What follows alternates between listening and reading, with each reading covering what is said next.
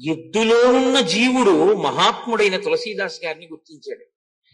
గుర్తించి కన్నుల నీరు పెట్టుకుని ఏడ్చాడు. ఆనాడు మీరు రామాయణం చెప్తానని ఇంటి చుట్టూ తిరిగారు. ఒక్కనాడు నేను రామాయణం వినలేదు, ఒక్కనాడు నేను రామ అనలేదు. నేను రామాయణం వినుంటే శ్రీరామ అని నోటితో అనుంటే నా జన్మ ఇలా ఉండేది కాదు, ఎంత పాడు చేసుకున్నాను అన్నాడు. కాబట్టి వినడం అంత తేలికేం కాదు, వినడానికి కూడా ఈశ్వరానుగ్రహం ఉండాలి. శివశిత్యాయుక్తో యది భవతి శక్త ప్రభవితుం నచే దేవం దేవో నకల కుశల స్పందితుమపి అతస్త్వాం ఆరాధ్యాం. అమ్మా, నిన్ను ఆరాధించని వాళ్ళకి ఎక్కడి నుంచి వస్తుందమ్మా? ఆ వినడానికి కాని, చూడ్డానికి కాని, ఈశ్వర కార్యం చెయ్యడానికి కాని పరమేశ్వరుడు అనుగ్రహించాడు.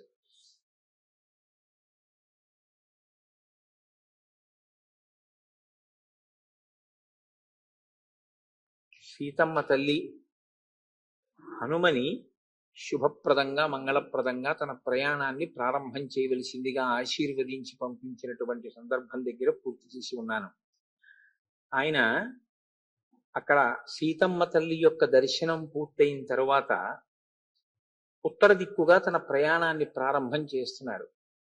ప్రత్యేకించి రామాయణం సుందరకాండలో ఒక విచిత్రమైన వినూత్నమైన విషయం ఒకటి మీకు ద్యోతకమవుతుంది. 2 ప్రధానమైనటువంటి ఆభరణములను హనుమ తీసుకెడతాడు. ఆయన ఋష్యమూక పర్వతం నుంచి బయలుదేరి సీతమ్మ ఉన్నటువంటి లంకాపట్టణాన్ని చేరేంత వరకు రామచంద్రమూర్తి యొక్క ఉంగరాన్ని తీసుకెడతాడు. లంకాపట్టణంలో సీతమ్మ తల్లి దర్శనం అయిన తరువాత అక్కడి నుంచి తిరిగి మళ్ళీ రామచంద్రమూర్తి దగ్గరికి వచ్చే పర్యంతము సీతమ్మ తల్లి యొక్క కేశభూషణాన్ని పట్టుకొస్తారు. వెళ్ళేటప్పుడు పట్టుకెళ్లిన ఆభరణం రామచంద్రమూర్తి ఉంగరం, వచ్చేటప్పుడు పట్టుకొచ్చిన ఆభరణం సీతమ్మ తల్లి యొక్క కేశభూషణం. ఇందులో విచిత్రం ఏంటంటే ఈ ఆభరణాల్ని బట్టి కథలో కొంత మార్పు వస్తూ ఉంటుంది. రామచంద్రమూర్తి అన్ని విడిచిపెట్టి కదా బయలుదేరారు, అన్ని దానం చేసేసి బయలుదేరారు కదా, ఈ ఉంగరం ఎక్కడిది? దాని మీద కొంత తర్జన భర్జన. పెద్దలు దాన్ని ఏమని నిర్ణయం చేశారంటే, ఆయన యవ్వరాజ్య పట్టాభిషేకమునకు సిద్ధపడినవాడు, పెద్దవాడు కాబట్టి ఆయనకి రాజ్యాధికారము పోయినవాడు కాదు, తిరిగి వెళ్ళి పట్టాభిషేకం చేసుకుంటాడు రాముడు. కాబట్టి రామనామాంకితమైన ఉంగరము అంటే అది రాజముద్రిక, కాబట్టి అది ఆయన వేలుకే ఉంటుంది. అలా వేలుకి ఉండేటటువంటి ఉంగరాన్ని పంపించడం అంటే తానే రావడం. పైగా పురుషుడికి ఉంగరం అనేటటువంటిది ఉపనయనం తర్వాత తప్పకుండా ఉంటుంది. ఎందుకంటే ఉంగరం లేకుండా కానీ ఆచమనం చేస్తే నెత్తుటిని ఆచమనం చేయడంతో సమానం. ఒకవేళ చేతికి ఉంగరం లేకపోతే దర్భముడి వేసుకోవాలి, వేసుకుని ఆచమనం చేయాలి. ఆయన నిత్యాగ్నిహోత్రీకుడు, నిత్యం అగ్నిహోత్రం చేసేటటువంటి వాడు, నిత్య నైమిత్తిక కర్మలను ఆచరించేటటువంటి వాడు. కాబట్టి ఆయనకి రామనామాంకితమైన ఉంగరం ఆయన చేతికి ఏదుందో ఆ ఉంగరాన్నే తీసి హనుమకి ఇచ్చి తన అభిజ్ఞానముగా సీతమ్మకు పంపించారు. ప్రత్యార్థం తవానీతం తేన దత్తం మహాత్మన సమాస్విసి భద్రం తే క్షీణ దుఃఖ పలాహ్యసి అంటారు. అందుకే సీతమ్మ తల్లి దర్శనమయ్యేంత వరకు రామచంద్రమూర్తి ఉంగరం దగ్గర ఉన్నప్పటికీ కూడా ఒదిగి ఒదిగి భయంగా పిల్లంత స్వరూపంతో సీతమ్మ తల్లిని అన్వేషిస్తారు. ఒక్కసారి సీతమ్మ తల్లి దర్శనం అయిపోయిన తరువాత హనుమ యొక్క పరిస్థితి వేరు. మీరు చూడండి, నిన్నటి ఉపన్యాసంలో ఆయన అప్పటి వరకు పిల్లలా ఉన్నారు. సీతమ్మ తల్లికి తన యొక్క నిజస్వరూపాన్ని చూపించారు. మేరుమందర సంకాశౌ బభౌ దీప్తానల ప్రభ అగ్రత వ్యవతస్తేచ సీతాయా వానరోత్తమ. సుందరకాండలో సీతమ్మ తల్లి దర్శనం చేత అనుగ్రహింపబడిన వారు హనుమ.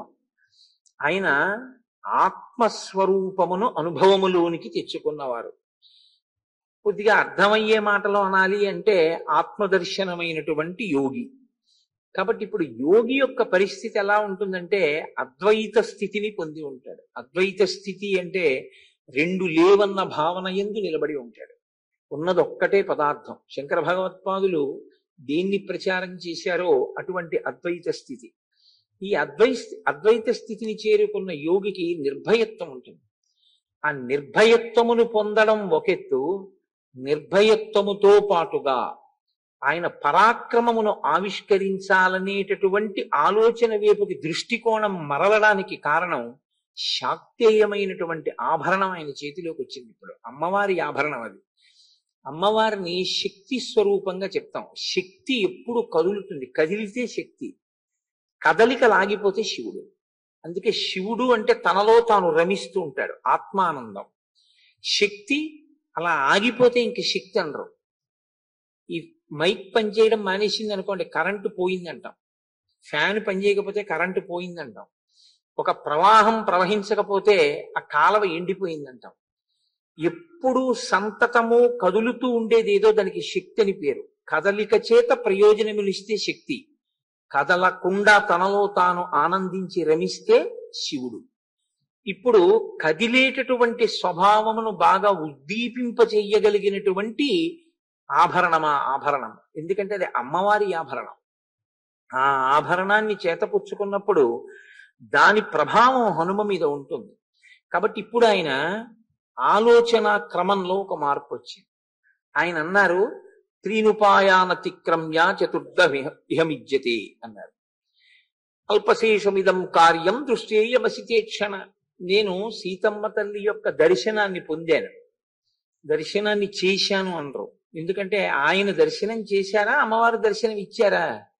ఆయన దర్శనం చేస్తే చతురంగుళ మాత్రోపి నావకాశస్య విద్యతే రావణాంతఃపురే తస్మిన్యంకపిర్న జగాయి సహా అని బాధపడవలసిన అవసరం ఏముంది? తాను వెతికినంతసేపు సీతమ్మ తల్లి దర్శనం అవ్వలేదు. కానీ నమోస్తు రామాయ సలక్ష్మణాయ దేవ్యై చ తస్యై జనకాత్మజాయై అని నమస్కారం చేసిన తరువాత తల్లి దర్శనమిచ్చింది. కాబట్టి త్రీనుపాయానతిక్రమ్య చతుర్దమిహ విద్యతే. దేనికి అంటే అల్పశేషమిదం కార్యం దృష్టేయమసితేక్షణ. ఏది చాలా ప్రధాన కార్యమో అది పూర్తయిపోయింది. ఏమిటి ప్రధాన కార్యం? సీతమ్మ తల్లి దర్శనం చేయడం. సీతమ్మ తల్లి దర్శనం అయిపోయింది. ఇప్పుడు ఇంకా మిగిలింది ఏమిటి? అల్పశేషమిదం కార్యం. ఓ చిన్న పని ఒకటి ఉండిపోయింది. ఏమిటా చిన్న పని? రావణ దర్శనం. ఇప్పుడు రావణాసురుణ్ణి దర్శించాలి. దర్శించడం అంటే ఆయన ఒకసారి చూడాలి. ఎందుకు చూడడం? ఆయనకు 4 మంచి మాటలు చెప్పాలి. ఎందుకు చెప్పడం? ఆయన వినడని తెలుసుగా. అంటే దీని వెనక చాలా రహస్యములను దాచి ఉంచారు. ఎందుకు చెప్పడము అంటే రామావతారానికి ఉన్నటువంటి గొప్ప లక్షణం ఏమిటంటే కేవలం మాట వినలేదనో తప్పు చేశాడనో చంపేయడం రామావతారం యొక్క ప్రయోజనం కాదు. మారడానికి చాలా అవకాశం ఇస్తాడు. అందుకే నరుడిగా ప్రవర్తించి చూపించినటువంటి అవతారం. కేవలం తప్పు చేశాడు అని శిక్ష వేయడం రాముడి ఉద్దేశ్యం కాదు. మారడానికి ఆయన చాలా అవకాశం ఇస్తాడు. అలా మారే అవకాశం లేకపోతే, అవతల వ్యక్తి మారకపోతే, ఈశ్వరుడిచ్చిన ఉపాధితో కేవలము అధర్మమే ఆచరిస్తే దాని వలన లోకంలో ధర్మమునకు వైక్లభ్యము కలగడం తప్ప అన్యథా ప్రయోజనం లేకపోతే అప్పుడు ఆ శరీరాన్ని తీసేయడం వల్ల ప్రయోజనం ఉంటుందనుకున్న నాడు మాత్రమే సంహారక్రియ చేస్తాడు. అది ఎలా ఉంటుందంటే, పుండు ఎక్కడ పుడుతుంది? మన ఒంట్లోనే పుడుతుంది. పుండులో ఉన్న మాంసం ఎక్కడది? మన ఒంట్లోదే. పుండులో ఉన్న నెత్తురు ఎక్కడది?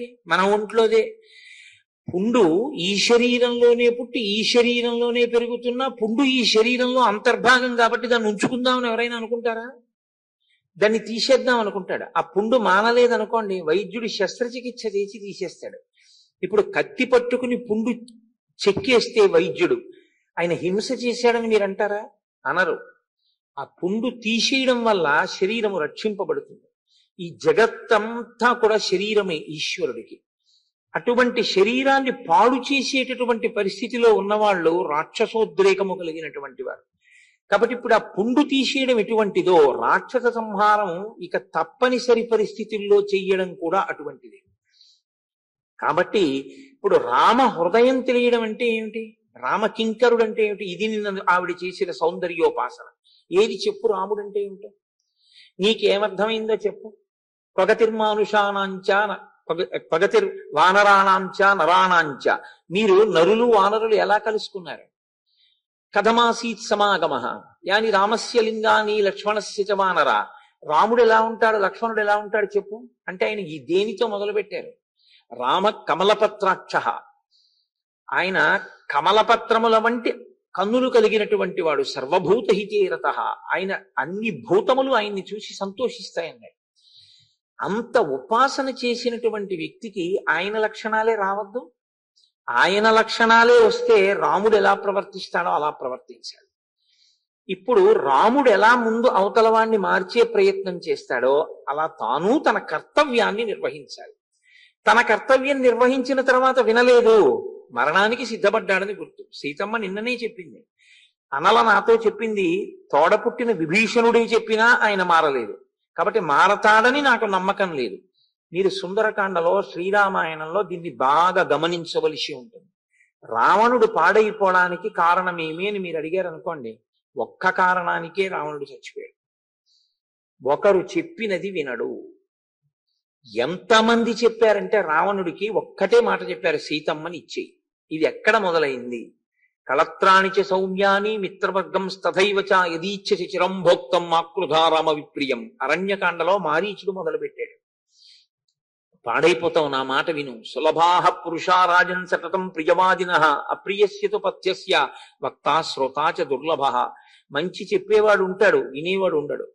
మంచి వినేవాడు ఉంటాడు, చెప్పేవాడు ఉండడు. మంచి చెప్పేవాడు మంచి వినేవాడు కూడా దొరికితే అది క్షేత్రమయ్యా. పొగిడేవాళ్ళు దొరుకుతారు, యథార్థం మాట్లాడేవాడు దొరకడు. రావణ నా మాట విను అని ఆనాడు మొదలు పెట్టాడు. మారీచుడి మాట వినకపోవడంతో మొదలైనటువంటి రావణాసురుని యొక్క మరణ ప్రస్థానం చిట్ట చివర హనుమ చెప్పినా వినలేదు, సుగ్రీవుడు చెప్పినా వినలేదు, రాముడే చెప్పినా వినలేదు, శుకసారణులు చెప్పినా వినలేదు, మండోదరి చెప్పినా వినలేదు, తల్లి కైకసి చెప్పినా వినలేదు, ఆఖరికి మంత్రుడు చెప్పినా వినలేదు, వృద్ధ బాంధవులు చెప్పినా వినలేదు. చిట్ట చివరికి ఇంత వినని వాడిని ఇంకేం చెయ్యాలి?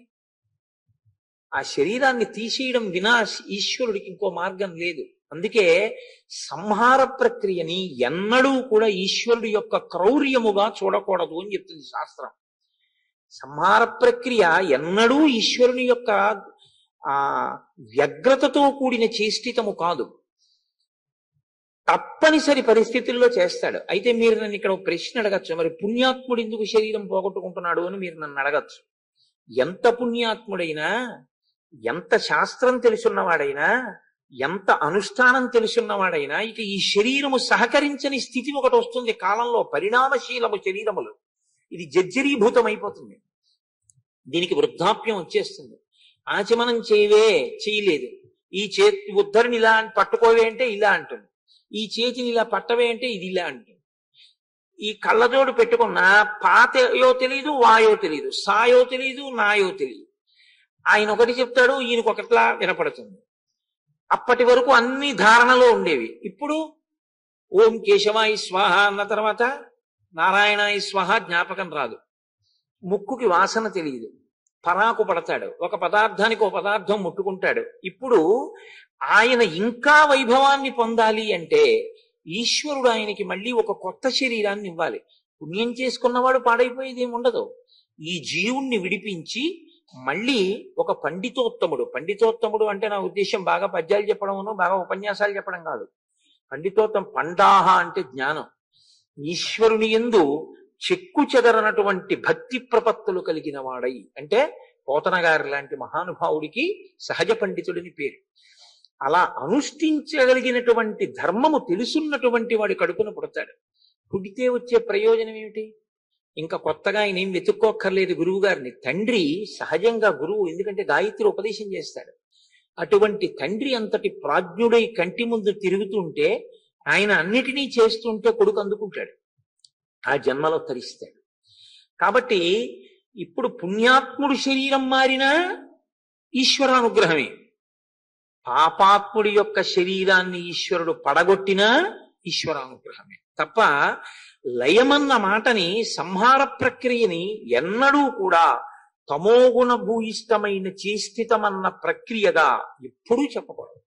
అలా ఈశ్వరుడు కూడా ఒక గుణమునకు వశుడైపోయి ఆయన కూడా ఎవరినో బాధ పెట్టడానికి ఏదో చేస్తూ ఉంటాడో అని మీరు అన్నారనుకోండి, అప్పుడు మీరు ఈశ్వరుని యందు కూడా ద్వేషమును ఆరోపించిన వారు అవుతారు. మనకుండి పాడవుతున్నది కాకుండా లేని వస్తువు యందు ఆరోపించి మీరు దానివల్ల పొందేది ఏముంటుంది? కాబట్టి మీరు యథార్థాన్ని యథార్థంగా అర్థం చేసుకోవాలి. కాబట్టి ఇప్పుడు రావణుడు పాడైపోవడానికి కారణం ఒక్కటే, ఎవరు చెప్పినా వినడు.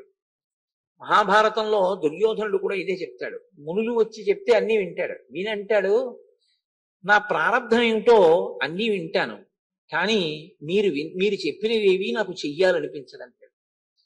పైగా కష్టపడి వచ్చినటువంటి గురువు గారు మాట్లాడుతుంటే చాలా విచిత్రంగా దరువు వేసుకుంటూ విన్నాడు, చాలా నిర్లక్ష్యంగా. కోపం వచ్చిన మహర్షి అన్నారు, నీ తొడలు విరిగిపోతాయి యుద్ధ భూమిలో అన్నారు. ఒక గురువు మాట్లాడడం త్యాగం అండి.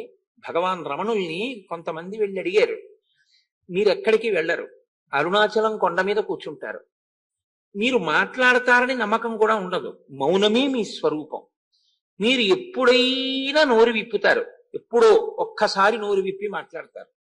మీరు ఆ ఒక్కసారి నోరు విప్పి మాట్లాడితే నెమలి నాట్యం చేసి కంటి వెంట విడిచిపెట్టినటువంటి బాష్పధారని ఆడనెమలి గ్రహించి గర్భం ధరించినట్టుగా ఎదురు చూడాలి ఆ మాట కోసం.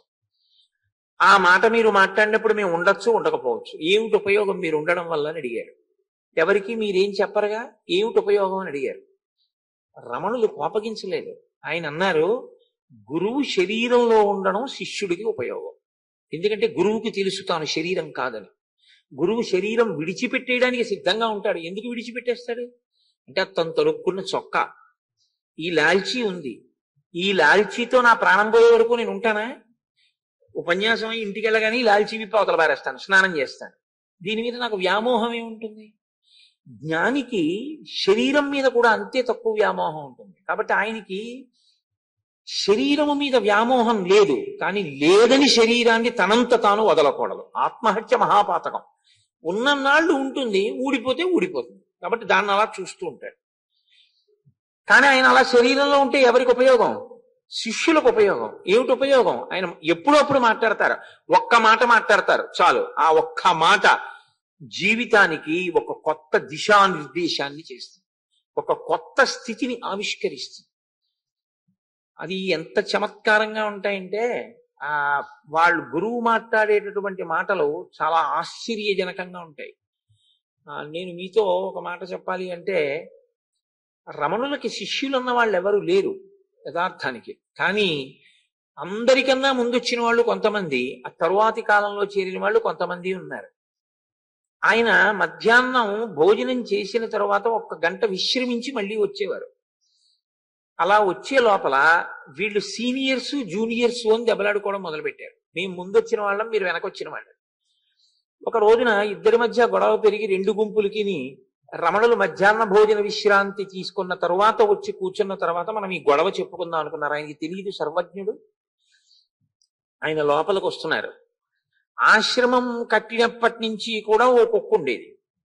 ఆ తరువాతి కాలంలో ఇంకో కుక్క కూడా లోపలికి వస్తోంది. కొత్త కుక్క వస్తే పాత కుక్క ఊరుకుంటుందా? భౌమని కరిగిపడి పెరిగెత్తింది. ఆయన గుమ్మం దాకా వచ్చారు. ఈ కుక్క అక్కడ పడుకున్నది వస్తున్న కొత్త కుక్కను తరవడానికి పరిగెత్తింది. ఆయన 2 బృందాలుగా నించున్నటువంటి తన అంతేవాసుల వంక చూసి అన్నారు, ఆశ్రమంలోనే ఉన్నా, నాతోనే ఉన్నా, అది ఏం నేర్చుకోలేదు, కుక్క కదా, అందుకని కలియబడుతుంది. పాత కుక్క కొత్త కుక్క అని భేదాలుంటాయి, అది కుక్క కాబట్టి అని లోపలికి. అంతే, ఇంకా తర్వాత ఎప్పుడు గొడవలేదు. జ్ఞాని మాట అలా ఉంటుంది. ఒక్క గురువు మాట, అందుకే ఆయన అంటుండేవారు, గురువు మాట సింహము యొక్క గర్జన, మిగిలిన వాళ్ళ మాటలు జంతువుల యొక్క అరుపులు. కాకి అరుస్తుంది, ఏమిటి దానివల్ల ప్రయోజనం? ఓ పిల్లి అరుస్తూ ఉంటుంది, కుక్క అరుస్తూ ఉంటుంది, అవన్నీ ఎవరు పట్టించుకుంటారు? ఒక్క సింహం గర్జించింది అనుకోండి, అన్ని జంతువులు వెళ్ళిపోతాయి, ఏ జంతువు నిలబడదు. గురువు గారి మాట నీలో ఉన్నటువంటి సమస్తమైన శత్రువర్గం అంటే బాహ్య శత్రువులు కాదు, అంతఃశత్రువులు పారిపోయేటట్టు చెయ్యగలిగినటువంటి ప్రజ్ఞతో కూడి ఉంటుంది. కనుక ఏ స్థాయి వారు చెప్పినా, ఎవరు చెప్పినా వినకపోవడం 10 తలకాయలున్నా నిలబెట్టలేదు, ఎంత తపస్సున్నా నిలబెట్టలేదు, సాక్షాత్ పరమేశ్వరానుగ్రహమే ఉన్నా నిలబెట్టలేదు. కాబట్టి వినడని తెలియదా? తెలుసు, మరి చెప్పే ప్రయత్నం ఎందుకు? తన కర్తవ్యం. నేను మీతో మొదటి నుంచి మనవి చేసేది ఇదే, కర్తవ్యం. అక్కడికి కట్టుపడతారు, తను చెయ్యాలి, చేస్తారు, ఫలితం వాళ్ళకేం ఉండదు. అలా వాడు వినకపోతే వాడి కర్మ. చెప్పడం నా పని అయిందా లేదా, నా కర్తవ్యం అయిపోయిందా లేదా? కాబట్టి ఇప్పుడు హనుమ ఉద్దేశ్యం ఏమిటంటే రావణుణ్ణి చూడాలి, 4 మంచి మాటలు చెప్పాలి. కాబట్టి ఇప్పుడు నేను అల్పశేషమిదం కార్యం, వాడికి చెప్పడం చాలా చిన్న వ్యవహారం. 4 మంచి మాటలు చెప్తాను, వాడు వినాలా ఏమైనా? కానీ వాడు వినడేమోనని తేలికగా చెప్పను, చాలా మర్యాదగానే చెప్తాను, చాలా తలకెక్కేటట్టే చెప్తాను. పుచ్చుకోకపోతే వాడి కర్మ. రావణుడు పుచ్చుకోకపోవచ్చు, కానీ హనుమత్ సందేశ సర్గని మీరు పట్టుకున్నారనుకోండి, మీకు ప్రయోజనం. మీరు ఒక విషయం జ్ఞాపకం పెట్టుకోవాలి, ఏమంటే వాడు వినడని తెలుసు కదా, చెప్పి హనుమకు వచ్చే ప్రయోజనం ఏంటి? వినక రావణుడు పాడయ్యాడని మీరు తెలుసుకుంటున్నారా? అదే హనుమ సాధించిన విజయం. హనుమ మాట్లాడినది మీరు గ్రహించి రావణుడిగా ఉండకుండా ఉండి మీరు మారుతున్నారా? అదే హనుమ సాధించిన విజయం. ఇంతకన్నా రామాయణం మీకు ఏం అభ్యున్నతిని కల్పించాలి? ఒక మనిషి మనిషిగా బతికేటట్టు చెయ్యగలిగితే రామాయణం విజయం కాదా? అందుకు కదూ మనిషి అన్నవాడు ఉన్నంత కాలము రామాయణం చెప్పబడుతూనే ఉండాలి అని చెప్పింది. కాబట్టి అల్పశేషమిదం కార్యం దృష్టేయమసితే క్షణ త్రీనుపాయానతిక్రమ్య చతుర్థమిహ విద్యతే. అయితే రావణుణ్ణి చూస్తే కదా మాట్లాడడం. రావణుణ్ణి చూడడం అంత తేలిక?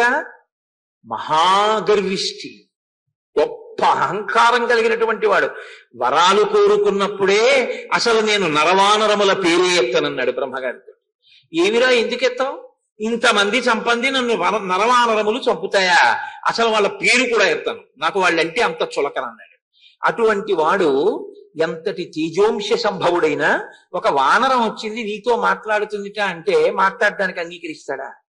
కాబట్టి ఇప్పుడు తానే రావణాసురుడి దర్శనాన్ని పొందాలి అంటే తాను రావణుణ్ణి చూడటం కాదు, రావణుడు తనని చూసేటట్టుగా మార్చాలి సన్నివేశాన్ని.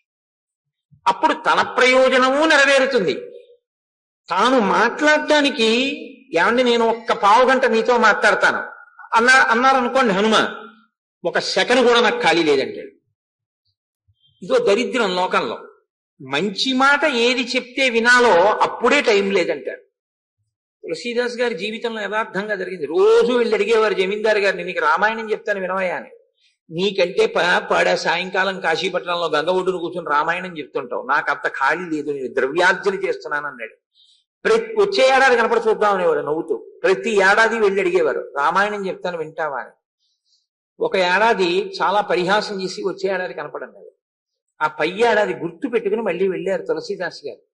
వెళ్ళి ఆయన చూసేటప్పటికీ ఆ జమీందారు యొక్క జీవుడు ఆ శరీరాన్ని విడిచిపెట్టేసి ఆ ఇంట్లోనే ఉన్నటువంటి గోశాలలో ఒక ఎద్దులోకి ప్రవేశించి ఉన్నాడు. ఆ ఎద్దుకి ఇక్కడ పుండు పుట్టింది. పుండు పుడితే కాడి పెట్టడం కుదరదు, ఎద్దు పుండు కాకి నిప్పే, అందులో మాంసాన్ని పొడుచుకు తింటుంది. ఆ పుండు కొంచెం ఇలా ఒత్తిగిలించి దాని మీద కాడి పెడతాడు. నడుస్తున్నప్పుడు ఈ పుండు కాడి కిందకు వస్తూ ఉంటుంది.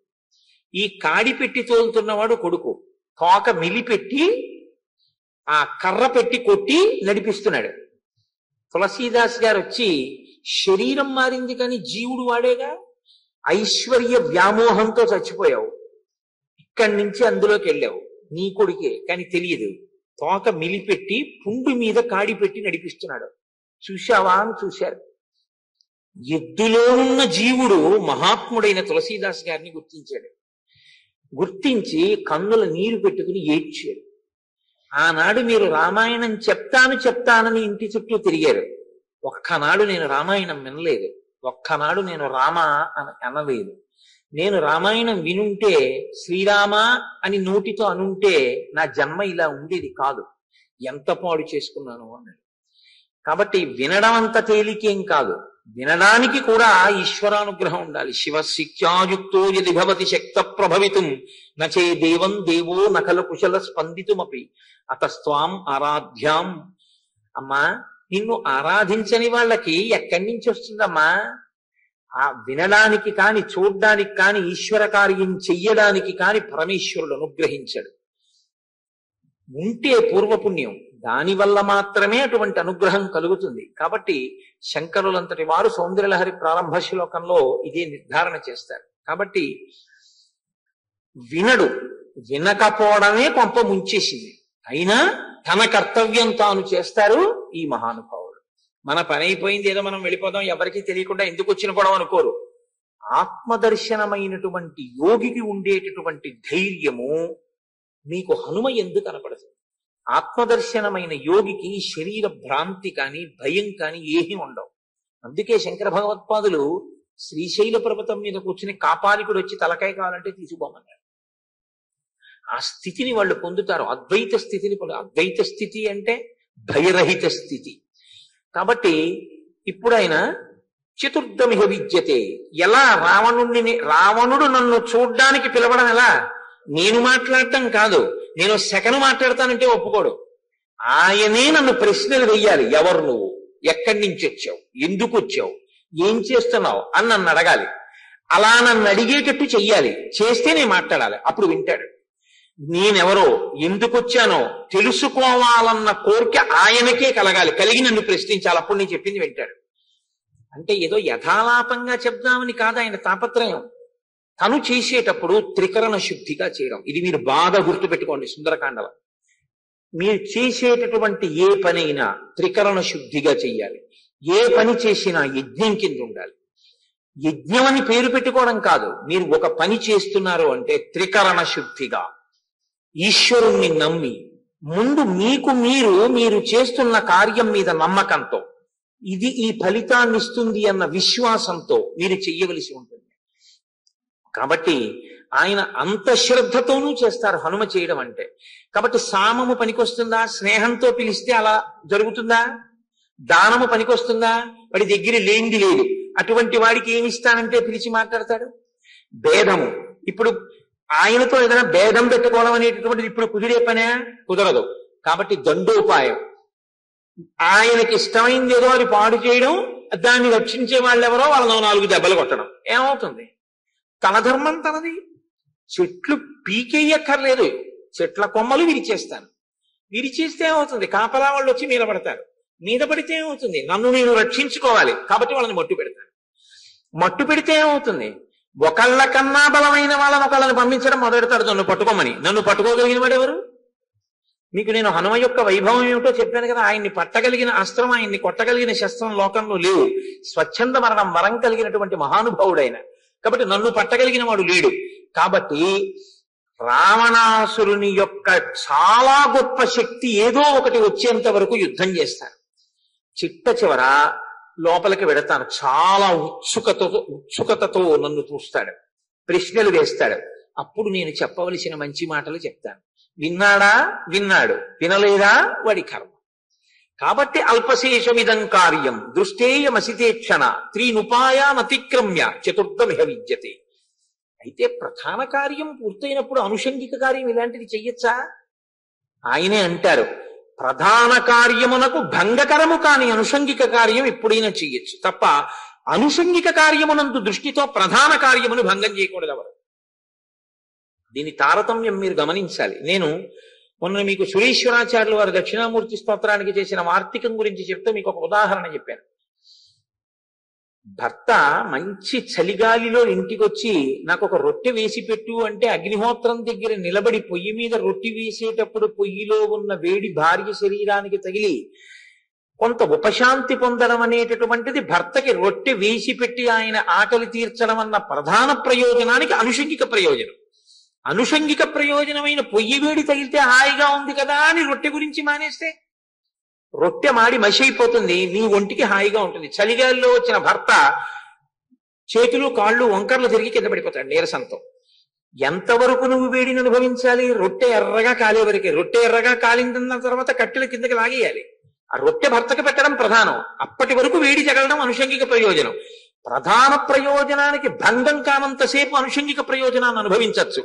అనుషంగిక ప్రయోజనాన్ని ప్రధానం చేసే ప్రధాన కార్యాన్ని భగ్నం చేస్తే అవివేకంటారు. అటువంటి వాడి వల్ల పనులు నెరవేరో. భూతాశ్చార్దా విపద్యంతే దేశకాల విరోధిత అర్ధానర్ధాంతరే బుద్ధి నిశ్చితాపిన శోభతే ఘాతయంతి కార్యాన్ని దూతాహ పండితమానిన తరచు అంటుంటారు హనుమ ఈ మాట సుందరకాండలో.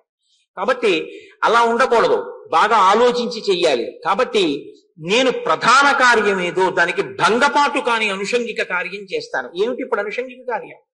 రావణుడికి 4 మంచి మాటలు చెప్పడం, వాడు ఎలాగో వినడు కాబట్టి ఏం చేస్తాడు? కక్ష పూనుతాడు నా మీద. అప్పుడేమవుతుంది?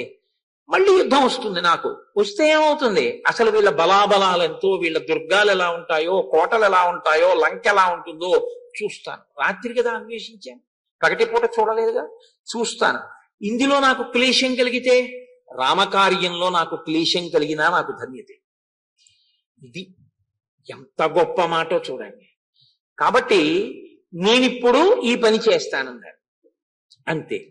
సావిహ్వలా శోకలతా ప్రతాన వనస్థలీ శోకలతా ప్రతాన జాతాదశాశ్చ ప్రమదావనశ్చ కపీబలాబ్ధి ప్రమదావనశ్చ. ప్రమదావనము అన్నమాట శ్రీరామాయణంలో వాడారు మొట్టమొదటి. తర్వాత ఆంధ్రదేశంలో ఒక ప్రఖ్యాతి వహించిన పత్రిక దాంతో కొన్నాళ్ళు ఒక శీర్షిక నడిపింది, ప్రమదావనము అని. కాబట్టి సావిహ్వలా శోకలతా ప్రతాన జాతాదశాశ్చ ప్రమదావనశ్చ కపీబలాబ్ధి ప్రమదావనశ్చ. ఆయన రావణాసురునికి అత్యంత ప్రీతి కలిగినటువంటి ఈ అశోకవనం ఏదుందో, ఈ అశోకవనాన్ని భంజిస్తాను. ఇక్కడ ఉన్నటువంటి చెట్ల కొమ్మలన్నీ విరిచేస్తాను. విరిచేస్తే రావణాసురుడికి కోపం వస్తుంది నా మీద. కోపం వచ్చి నన్ను పిలుస్తాడు. కాబట్టి ఈ చెట్లన్నీ పాడు చేసేస్తానన్నాడు. ఒక్క సద్వనం అదితై వృక్షై భిన్నైశ్చ సలిలాశయై చూర్ణితై పర్వతాగ్రైశ్చ బభువా ప్రియదర్శనం అంటారు మహర్షి. ఒక్కసారి భీమ విక్రముడై పెద్ద శరీరాన్ని పెంచారు. అపారమైన వేగమునకు పరాకాష్ఠ హనుమ యొక్క స్థితి. ముగ్గురే, గరుత్మంతుడు, వాయువు, హనుమ. అపారమైన వేగంతో ఒక్కసారి తిరిగారు. అంతే, ఆయన తొడల వేగమునకు చెట్ల యొక్క కొమ్మలన్నీ విరిగి కింద పడిపోయాయి. అక్కడ ఉండేటటువంటి పెద్ద పెద్ద సరోవరములు, జలాశయములు అవన్నీ కూడా ఒడ్లు విరిగిపోయాయి. ఎందుకని ఆయన తొడల వేగానికి సముద్రమే చాప చుట్టినట్టుగా పైకి లేచింది. మీరు సుందరకాండ ప్రారంభంలోనే విన్నారుగా, తిమివక్రజుషా కుర్మాహ దృశ్యంతే వివృతాస్తథాహ వస్త్రాపకర్షకేణేవ శరీరాన్ని శరీరినాం. ఒక వ్యక్తి నిద్రపోయినప్పుడు బట్ట పైకి లేస్తే గుప్తమైన అవయవములు కనపడినట్టు హనుమ యొక్క తొడల వేగానికి సముద్రం చాప చుట్టినట్టు పైకి లేచింది. లేస్తే సముద్ర గర్భంలో ఉన్న జంతువులన్నీ కనపడ్డాయి. అటువంటిది ఆయన అంత వేగంతో తిరిగితే అక్కడ ఉండేటటువంటి సరోవరములలో ఉన్న నీరు పైకి లేస్తే ఒడ్లు తెగిపోయి అవన్నీ ప్రవహించాయి. ఇంత పెద్ద గాలి, చెట్లన్నీ ఒక్కసారి పడిపోతే ఆ పర్వత శిఖరములలో ఉండేటటువంటి క్రూర మృగములన్నీ వింత వింత ధనులు చేసి పరుగులు తీస్తున్నాయి. ఒక్కసారి ఎక్కడ చూసినా ప్రళయం వచ్చిందా అన్నట్టుగా వాతావరణం మారిపోయింది. ఒక్కసారి మబ్బేసేసి గాలేసేస్తే ఎలా ఉంటుందో అటువంటి పరిస్థితి ఏర్పడిపోయింది. చూర్ణిత ఈ పర్వతాగ్రైశ్చ బభువా అప్రియ దర్శనం అంటారు. ఆ వేగంతో వెళ్లడంలో తన వక్షస్థలం పెట్టి కొడితే పర్వతముల యొక్క శిఖరములు చూర్ణములై కింద పడిపోయాయి. చూశారు, ఆశ్చర్యపోయారు. ఆ రాక్షస స్త్రీలందరూ ఒక్కసారి మేల్కొన్నారు. ఏదో ససించప్యాత్మన కావ్యం బభూవ అంగుష్టమాత్రక, బొటనవేలంత వారో పిల్లి పిల్లంత వారో ఏదో కిచకిచలాడుతోంది ఆహా సీతమ్మతో అని ఊరుకున్నారు వాళ్ళు. పైగా త్రిజటా స్వప్నం చెప్పిందని. ఇప్పుడు వాళ్ళకి అనుమానం వచ్చింది, అయ్య బాబోయ్ ఆ కోతే పర్వతాకారాన్ని పొందిందని. వాళ్ళందరూ పరిగెత్తుకుంటూ సీతమ్మ దగ్గరికి వెళ్ళారు. వెళ్ళి ఎవరా కోతి, ఎక్కడి నుంచి వచ్చింది, భయపడకు, నీతో ఏం కిచకిచలాడింది, ఏం మాట్లాడింది, నిజం చెప్పన్నారు. ఆవిడంది, యూయమేనాభిజానాతి యేయం యద్వా కరిష్యతి అహిరేవహ్యహే పాదాన్ విజానాతి న సంశయః. పాము కాళ్ళు పావుకే తెలియాలి, నాకెలా తెలుస్తాయి? మీ శత్రువు ఎవరో మీకు తెలియాలి. ఎందుకు వచ్చి ఈ వనం బాడు చేస్తున్నాడో నన్ను అడుగుతారే, నాకు తెలియదు. మరి అబద్ధం కాదా? అంటే ఒక పెద్ద ధర్మాన్ని ఆవిష్కరించడానికి ఒక చిన్న అధర్మం చేయడం ఎప్పుడూ తప్పు కాదు. ఒక గోవు అలా పరిగెత్తింది అనుకోండి, నేను ఇక్కడ కూర్చుని ఉన్నాను, కసాయి వాళ్ళు వెనకాల తరువుకొచ్చి అయ్యా గోవు ఇలా వెళ్ళిందా అండి అని అడిగారు అనుకోండి, నేను చూడలేదండి అన్నాను అనుకోండి. ఇప్పుడు అనృతం చెప్పినటువంటి పాపం నా ఖాతాలో వేయరు, అనృతం చెప్పి అయినా ఒక గోవుని రక్షించినటువంటి పుణ్యం నా ఖాతాలో పడుతుంది. అన్నిటికన్నా ప్రధానమైనటువంటి లక్ష్యం ఏమిటంటే భూతములన్నీ కూడా ప్రశాంతంగా ఉండేటట్టు చూడడం. భూతములంటే ప్రాణులు. హింసని నివారించడం సాధ్యమైనంత వరకు. తనని నమ్ముకున్నవాడు, 100 యోజనముల సముద్రాన్ని గడచి వచ్చినవాడు, రామకింకరుడు, దాసాంజనేయుడు, తన కొడుకుతో సమానమైన వాడు, పరమభక్తుడు, తనకి ఉంగరం ఇచ్చి రామకథ చెప్పి మనశ్శాంతిని కృప చేసిన వాడు, అటువంటి మహానుభావుడు ఆ రాక్షస స్త్రీల చేత సంహరింపబడమో లేకపోతే వాళ్ళ చేత చెనకబడమో వాళ్ళతో యుద్ధం చెయ్యవలసి రావడమో తన మాట కారణమైతే సీతమ్మ తల్లికి ఖేదం కదా అది. అందుకని ఆవిడ నాకేం తెలుసు, పావుకి కాళ్ళుంటాయో లేవో పావుకే తెలియాలి, పావుకి కాళ్ళుంటాయి అని నేను అన్నాను ఎవరో అన్నారనుకోండి, పావుకి కాళ్ళుంటాయా అని పాకుతున్నప్పుడు చూసేవాడు ఎవరు చూడరు. ఒకవేళ పావుకి కాళ్ళు లేవు అని తిరగేసి చెప్దాం అనుకున్నాం అనుకోండి, లేదు మేము కాళ్ళతోనే పాకుతామని పావు ఉందనుకోండి, అదే నిజమై ఉండాలి. ఎందుకంటే ఇంకో పావుకే తెలుస్తుంది. ఇప్పుడు విమానానికి చక్రాలు ఉన్నాయి అని నేను అన్నాను అనుకోండి, ఎగురుతున్నప్పుడు చక్రాలు ఏవి అని అడిగారు అనుకోండి, ఆ చక్రాలను తనలోకి తీసేసుకుంటుంది ఎగిరినప్పుడు, దానికో లక్షణం ఉంది. పాకి పాకి మీకు కనపడేటప్పటికి అది లోపలికి తీసుకుంటుందేమో కనపడకుండా. కాబట్టి పావు గురించి పావుకు తెలియాలి, నాకేం తెలుస్తుంది? అవి ఎంత చమత్కారంగా మాట్లాడిందో చూడండి. అహిరేవ హ్యహేహత్వాజాం విజానాతి సంతయ యూజం నాభిజానాతి యోజం జద్వా కరిష్యతి. నాకేం తెలుసు? మీ శత్రువులు మీకు తెలియాలి. ఆయన ఈ అశోకవనాన్ని పాడు చేస్తున్నాడు అంటే మీకు శత్రువు. మీ శత్రువు గురించి మీకు తెలుస్తుందా నాకు తెలుస్తుందా? మీకు తెలియాలి. ఆహా ఉండు మేము రావణుడికి చెప్తామన్నారు వాళ్ళు. ఏమి ఇక్కడ ఆలస్యం చేయడానికి ఏం అవకాశం లేదు. విపరీతమైనటువంటి ధ్వంసరచన జరిగిపోతోంది.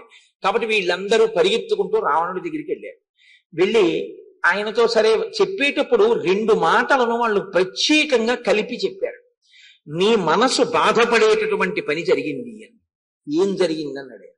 ఎక్కడి నుంచి వచ్చిందో ఒక మహావానరం ఒకటి వచ్చింది. అది బ్రహ్మశక్తియో విష్ణుశక్తియో శివశక్తియో కుబేరుడో ఇంద్రుడో తెలియదు. కానీ ఆ వానరము నీకు ప్రీతిపాత్రమైన అశోకవనాన్నంతటినీ కూడా ధ్వంసం చేసింది. అది ఒక్క సీతమ్మ తల్లి కూర్చున్న శీశుపా వృక్షానికి మాత్రం ఒక చిగురు కూడా పాడు చేయలేదు, విడిచిపెట్టింది. ఆయనకి అనుమానం. ఎందుకంటే ఆయన ఒక పురుషుడు కాపలా ఉండడానికి కూడా వీల్లేదన్నాడు. తను ఎలా ఉంటాడో లోకంలో అందరూ అలాగే ఉంటారనే లక్షణమైంది. కాబట్టి అటువంటి వాడు సీతమ్మ కూర్చున్న చెట్టుని ఒక కోతి విడిచిపెట్టిందంటే ఆయనకు అనుమానం. వాళ్ళు అన్నారు, ఎవరూ మాట్లాడకూడదని నువ్వు శాసించిన సీతమ్మతో ఆ కోతి మాట్లాడింది. ఏం మాట్లాడిందో తెలియదు. సీతమ్మని అడిగితే నాకు తెలియదు అంటారు. ఇప్పుడు నువ్వు ఆ వానరాన్ని పట్టించి ఏమి శిక్ష వేస్తావో నీ ఇష్టం అన్నారు అని.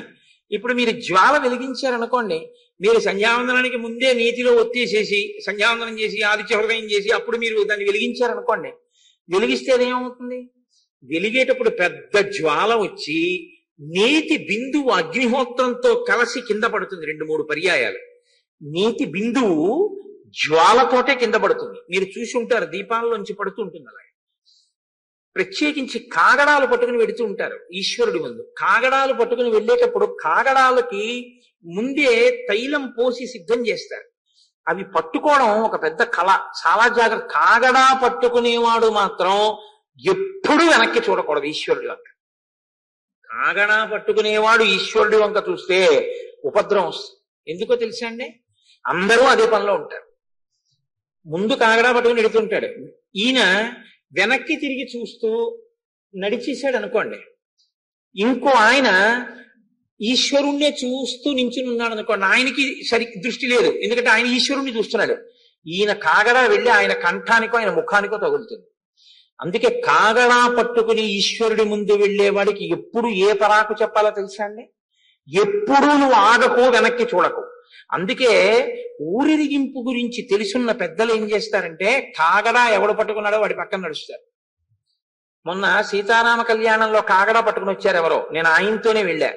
అక్కడ దాకా వచ్చాకే ఉపద్రవం రాబోయింది. నేను వెంటనే అతన్ని పట్టుకు చెప్పాను, నువ్వు ఎప్పుడు వెనక్కి తిరిగి చూడకు. నువ్వెందుకు చూస్తావు? కాగడా పట్టుకోవాలంటే వెనక్కి తిరిగి చూడకు, వెనక్కి తిరిగి చూడాలంటే కాగడా పట్టుకో. నువ్వు ఏమాత్రం నిర్లక్ష్యంగా ఉన్నా చూసావా ఎలా అంటుకునేదో కాగడా? అది వెళ్ళి గబుక్కుని తగలరాని దానికి తగిలితే జ్వాలంటుకుపోతుంది. కాగడా పట్టుకుంటే వెనక్కి చూడకూడదు. కాగడాలోంచి పడుతుంటే ఈ బిందువులు, అదొక పెద్ద ప్రమాదం. కాబట్టి మహర్షి ఎంత గొప్ప ఉపమానాలు కట్టాయో మహానుభావుడికి. అందుకు కదండి కాళిదాసాదులు స్వీకరించారు వాల్మీకి మహర్షిని ఆదర్శంగా. కాబట్టి దీప్తాభ్యామివ దీపాభ్యాం సార్చిస స్నేహబిందవ. లోపల సీతమ్మ మీద కామం, పైకి తనతో సరిగా మాట్లాడిన సీతమ్మ ఏదో ఒక కోతితో మాట్లాడింది, ఇది కోపం.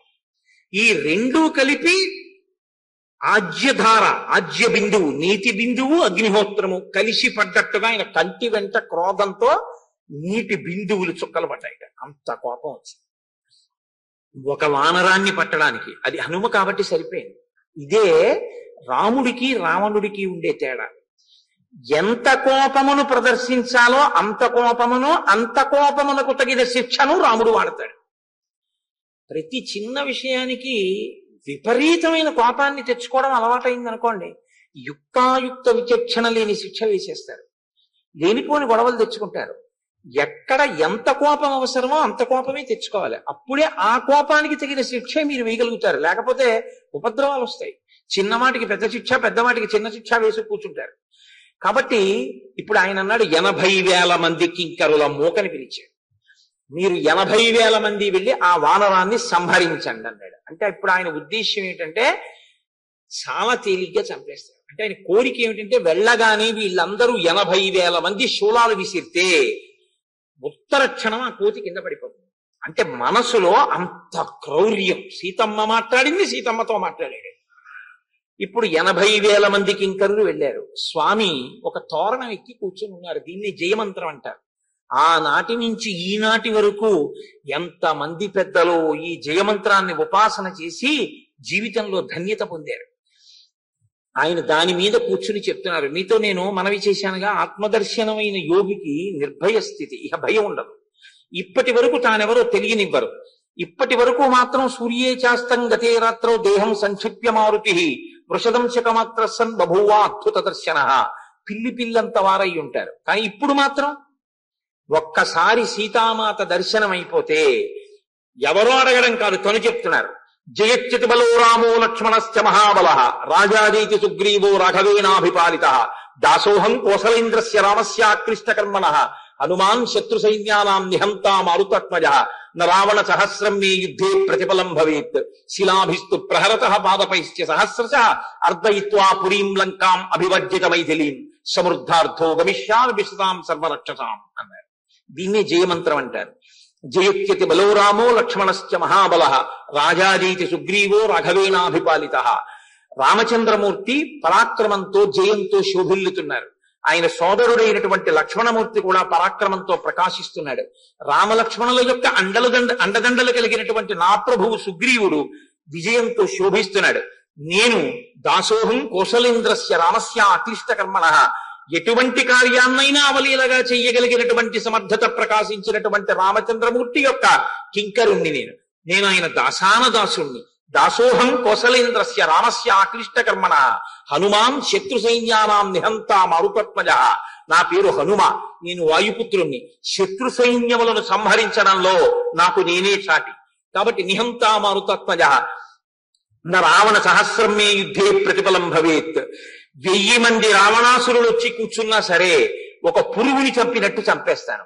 శిలాభిస్తు ప్రహరత పాదపైశ్చ సహస్రశ అర్ధయిత్వా పురీం లంకాం అభివర్జిత మైథిలీం సమృద్ధార్థో గమిష్యామి విశతాం సర్వరక్షసాం. ఎలా లంకా పట్టణానికి వచ్చానో అలా వెళ్ళిపోతాను. రాళ్లు పెట్టి కొట్టి చంపేస్తాను, మోచేతులతో కుమ్మి చంపేస్తాను, పాదముల కింద పెట్టి తొక్కి చంపేస్తాను, అరిచేతులతో మర్దించి చంపేస్తాను, గోళ్లతో చీల్చి చంపేస్తాను, నా కోరలతో కొరికి చంపేస్తాను. నాకు ఆయుధం అక్కర్లేదు. నేను వచ్చింది అర్ధయిత్వా పురీం లంకాం, ఈ లంకా పట్టణాన్ని పీడిస్తాను. నా తల్లి సీతమ్మ దర్శనం కోసం వచ్చాను, అయిపోయింది దర్శనం. మిమ్మల్ని అందరినీ పీడించి ఎలా వచ్చానో అలా 100 యోజనముల సముద్రాన్ని గడచి వెళ్ళిపోతాను. నన్ను పట్టగలిగిన మొనగాడు లంకా పట్టణంలో లేడు. 100 మంది రాక్షసులైనా 1000 మంది రావణులైనా నేను చంపేస్తాను అని ఆ తోరణం మీద కూర్చుని చెప్తున్నారు. ఈ 80,000 మంది కింకరుల మూక వచ్చారు. వచ్చి ఆ చేతిలో ఉన్న బాణాలు అవి ఏవో ఆయన మీద విసరబోయారు. ఆయనది అపారమైన లాఘవ శక్తి. ఆయన అలా ఏం అందేవారు కాదు. లక్ష్యాన్ని తిరుగు లేకుండా కొట్టగలిగిన మొనగాళ్లే హనుమ మీద బాణం వేయడం సాధ్యం కాదు. అంత వేగంగా తప్పుకుంటారు ఆయన. వెంటనే వాటి మధ్యలోంచి తప్పుకుని ఆ తోరణానికి ఉన్నటువంటి ఒక పెద్ద పరిగిని ఊడబెరికి అది పెట్టి కొడితే 80,000 మంది రాక్షసుల మూక కన్ను మూసి కన్ను తెరిచేటప్పటికి నెత్తుటి మాంసపు ముద్దలై పడిపోయి ఆయన మళ్ళీ తోరణం ఎక్కి కూర్చున్నారు. మళ్ళీ జయత్యతి బలో రామో లక్ష్మణశ్చ మహాబల రాజాజైతి సుగ్రీవో రాఘవేనాభిపాలిత. ఈ వార్త ఎవరికి ప్రకంపనలు సృష్టించింది?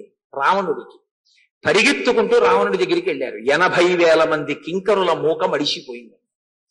ఇప్పుడు ఆశ్చర్యపోవడం రావణుడి వంతైంది. ఇప్పటి వరకు ఒకళ్ళని ఏడిపించడమే కానీ తాను ఏడవడం తెలియదు, ఒకళ్ళని భయపెట్టడమే కానీ తాను ఆశ్చర్యపోవడం తెలియదు. ఇప్పుడు జీవితంలో మొదటిసారి అనుభవిస్తున్నాడు. ఇప్పుడు ఆయన ఆ తోరణం మీద కూర్చున్నారు. రావాలిగా, మళ్ళీ అవతల నుంచి శత్రుమూకలు వస్తే కదా సంహారం చేయడం. కానీ ఈ లోపల మంచి పౌరుష పరాక్రమాలతో ఉద్వేగంతో ఉన్నటువంటి హనుమ చైత్య ప్రసాదాన్ని చూశారు. చూసి ఒక్కసారి ఎగిరి ఆ చైత్య ప్రాసాదం మీద పడ్డారు. సుందరకాండ ప్రారంభంలోనే సీతమ్మ దర్శనంలోనే మహర్షి చెప్తారు కదా, అక్కడి నుంచి చూసినప్పుడు ఆయనకి 1000 స్తంభాల చైత్య ప్రాసాదం కనపడిందని. దాని మీదకి వెళ్ళారు. అక్కడ ఉన్నటువంటి కింకరులు దాన్ని కాపలా కాస్తున్నారు. ఆ కాపలా కాస్తున్నటువంటి కింకరులందరూ కూడా హనుమ మీద తిరగబడి ఆయన్ని పట్టుకుని వాళ్ళ దగ్గర ఉన్న ఆయుధాలతో కుమ్మే ప్రయత్నం చేశారు. ఆయన ఒక్కసారి ఆ ప్రాసాదస్య మహాంతస్య స్తంభం హేమపరిష్కృతం ఉత్పాటయిత్వా వేగేన హనుమాన్ పవనాత్మజ తతస్తం భ్రామయామాస సతతారం మహాబలం తత్ర చాగ్ని సమభవ ప్రాసాదస్యాప్యదహ్యత. ఆ 1000 స్తంభాల మంటపానికి ఆధారంగా ఉన్న ప్రధానమైనటువంటి బంగారు స్తంభాన్ని ఊడబెరికారు. ఊడబెరికి దాన్ని గాలిలో గిర్ర గిర్ర గిర్ర గిర్ర తిప్పారు. బంగారు స్తంభం గాలితో ఘర్షణ పొంది అగ్నిహోత్రం పుట్టింది. యజ్ఞం చేసేటప్పుడు ఆరణి మంథనం అని చేస్తారు. అంటే లౌకికాగ్ని అగ్గిపుల్ల గీసి అగ్నిహోత్రంతో యజ్ఞం చేయకూడదు. మీరు రేపు చూస్తారు, పట్టాభిషేకం నాడు ఆరణి మంథనం చేస్తారు. చేసి అగ్నిహోత్రాన్ని పుట్టిస్తారు. ఒక కొయ్యలోకి వేరొక కొయ్య ముక్కని ఉంచి అత్యంత వేగంగా రాపాడిస్తారు. రాపాడిస్తే అందులోంచి రవ్వలు వస్తాయి. దాన్ని దూత్తో పట్టుకుంటారు. పట్టుకుని దాన్ని మెల్లిగా కొబ్బరి పీచులో పెట్టి జ్వాల రగులుస్తారు. రగలిచి దాన్ని తీసుకెళ్లి యజ్ఞంలో స్థాపిస్తారు. స్థాపించి ఆ యాగాగ్నిలోకి హవిస్తులిస్తారు. రేపు పట్టాభిషేకం నాడు చూస్తారు మీరు ఆరణి మంథనం చేయడం. కాబట్టి ఆయన ఆ స్తంభాన్ని పట్టుకుని గిర్ర గిర్ర గిర్ర గిర్ర తిప్పితే ఆ వాయువుతో సంఘర్షణకి అగ్నిహోత్రం పుట్టింది. అగ్నిహోత్రం పుట్టి ఒక్కసారి ఆ చైత్య ప్రాసాదం అంతా అంటుకుంది. అంటుకోవడంలో దానికి తాపడం చేసిన వజ్రాలు, వైఢూర్యాలు, ముత్యాలు, పగడాలు పెటిల్లు మని పేలిపోతున్నాయి. ఆ బంగారు స్తంభాలన్నీ కరిగిపోయి బంగారు నదులు ప్రవహిస్తున్నాయా అన్నట్టుగా బంగారము, వెండి అంతా కరిగి వెళ్ళిపోతారు. ఇటువంటి స్థితిలో ఆయన చైత్య ప్రాసాదం ఎక్కి చెప్తున్నారు, మాదృశాని సహస్రాని విశిష్టాని మహాత్మనాం బలినాం వానరేంద్రాణం సుగ్రీవస్య మహాత్మన ఆగమిష్యతి సుగ్రీవ సర్వేషాంబో నిశూదన నేయమస్తి పురీం లంకాన యూయం నచరావణ యస్మాదిక్ష్వాకు నాదేన బద్ధం వైరం మహాత్మన అన్నారు. మాదృశాని విశిష్టాని సహస్రాని మహాత్మనాం, నాలాంటి వాళ్ళు కొన్ని వేల కోట్ల మంది సుగ్రీవుణ్ణి అనుసరించి వస్తున్నారు. ఈ భూమండలం అంతా సీతమ్మ కోసం అన్వేషిస్తున్నారు. 10 ఏనుగులు, 100 ఏనుగులు, 1000 ఏనుగులు, 1,00,000 ఏనుగులు, 1,00,000 ఏనుగులు బలం కలిగినటువంటి వారు, గాలితో సమానమైన వేగమున్నవారు, లంఘన శక్తి కలిగినటువంటి వారు, పర్వత శిఖరములను పడద్రోయగలిగినటువంటి వారు, సముద్రాన్ని తిరగతోడగలిగినటువంటి వారు, అంతటి బలవంతులైనటువంటి వానరులు ఎందరో నాకన్నా బలవంతులు సుగ్రీవుడి చుట్టూ పరివేష్టించి ఉన్నారు. యస్మాదిక్ష్వాగునాథేన బద్ధం వైరం మహాత్మన, పరమధర్మాత్ముడైన రామచంద్రమూర్తితో మీరు బద్ధవైరాన్ని కల్పించుకున్న కారణం చేత సుగ్రీవుడు ఈ వానరములతో భల్లూకములతో కలిసి ఈ పట్టణాన్ని చేరుకుంటాడు.